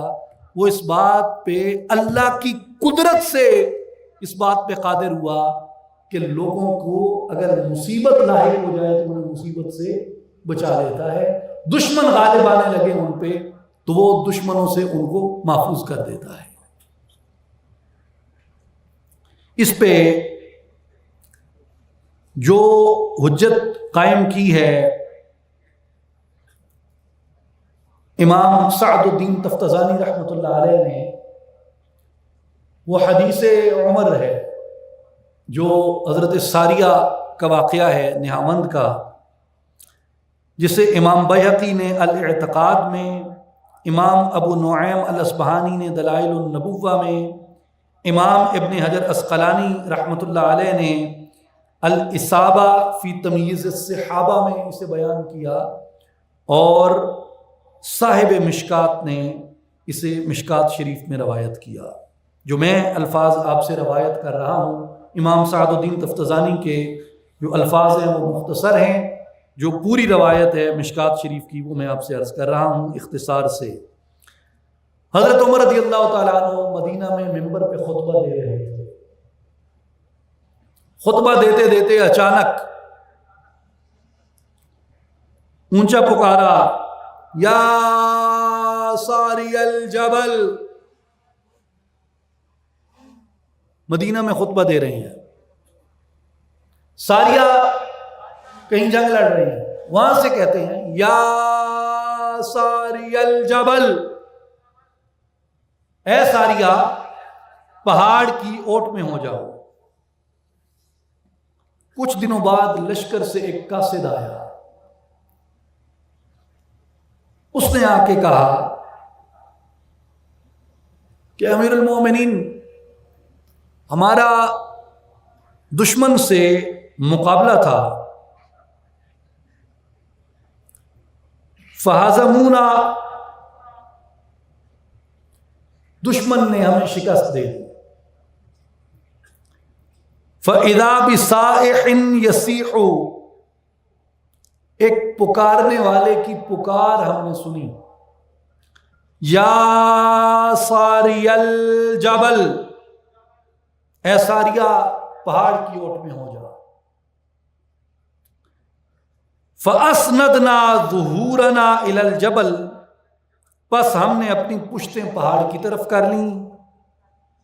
فَهَزَمَهُ اللَّهُ تَعَالَى، اللہ تعالیٰ نے ہمارے لشکر کو استقامت دی، ہم پھر دوبارہ جمع ہوئے، ڈٹ گئے اور دشمن کو ہم نے شکست دی۔ اسے امام تفتزانی رحمۃ اللہ علیہ فرماتے ہیں کہ دو باتیں اس میں جمع ہوئیں، یہ اس کی تعویل میں مفہوم عرض کر رہا ہوں۔ پہلی بات یہ، وَاندِفَاعُ الْمُتَوَجِّهِ مِنَ الْبَلَاءِ، جب مصیبت آ جائے تو ولی مصیبت کو رفع کر سکتا ہے، اور دوسری بات یہ کہ اگر دشمن غالب آنے لگے تو اللہ نے اپنے ولی کو یہ طاقت عطا کی ہے کہ وہ آپ کو دشمن سے بھی محفوظ کر سکتا ہے۔ تو اس پہ کرامات اولیاء اللہ کی اور بھی بتائی جا سکتی ہیں، مگر میں نے مشکات المصابیح سے امام تفتزانی کی پیروی میں یہ حدیث پاک عرض کی، اس لیے کہ یہ بعد کے اولیاء کے لیے نہیں ہے کہ کسی سند سے اس کو روایت کیا، کسی ولی سے اسے روایت کیا گیا۔ اولیاء کے بھی ایسے واقعات بکثرت ہیں، مگر حضرت سیدنا عمر ابن خطاب رضی اللہ تعالی عنہ نے جس وقت لشکر اسلام مشکل میں تھا، آپ نے انہیں اس مصیبت سے بھی بچایا اور آپ نے انہیں اس دشمن سے بھی بچایا۔ لہذا امام عمر النصفی رحمۃ اللہ علیہ فرماتے ہیں کہ اگر کوئی اولیاء کی ایسی کرامت بیان کرے جس میں انہوں نے کسی کی مصیبت رفع کی ہو، اسے انکار نہ کرو۔ کیوں؟ اللہ نے اپنے اولیاء کو، اپنے بندوں کو ایسے تصرف عطا کیے ہیں کہ وہ لوگوں کو مشکلات سے بچا سکتے ہیں۔ اور دوسری بات کہ اگر کوئی یہ کہے کہ کسی ولی نے کسی دشمن سے کسی بندے کو بچا لیا، محفوظ کر دیا، مامون کر دیا، تو اس کا بھی انکار نہ کرو، اس لیے کہ اللہ نے اپنے بندوں کو یہ تصرف عطا کیے ہیں کہ وہ دشمنوں کی فتح کو دشمن کی شکست میں بدل دیں۔ اپنی دعا کے ذریعے بھی وہ یہ کر سکتے ہیں، اور خدا کے عطا کیے ہوئے تصرف کے ذریعے بھی وہ یہ کر سکتے ہیں۔ اس کے بعد اس کی ایک مثال وہ یہ دیتے ہیں جسے حضرت سیدنا عمر رضی اللہ تعالی عنہ کی دریائے نیل کو لکھے گئے خط سے علماء مثال دیتے ہیں۔ ایک بلا آ پڑی، قحط ایک بلا ہے، یعنی جب آپ درود تاج پڑھتے ہیں اس میں آقا پاک علیہ الصلوۃ والسلام کی صفت ہے کہ دافع البلاء والوباء والقحط والمرض والعلم، اور جمیع امہ کا اس بات کے اوپر اجماع ہے کہ رسول اللہ صلی اللہ علیہ وآلہ وسلم دافع بلا ہیں، حضور کے وسیلے سے بلائیں ٹلتی ہیں، حضور دافع وبا ہیں، حضور کے وسیلے سے وبائیں ٹلتی ہیں، حضور قحط ٹال دیتے ہیں، حضور علم ٹال دیتے ہیں، حضور بیماریاں ٹال دیتے ہیں، حضور کے وسیلے سے اللہ شفا عطا کرتا ہے۔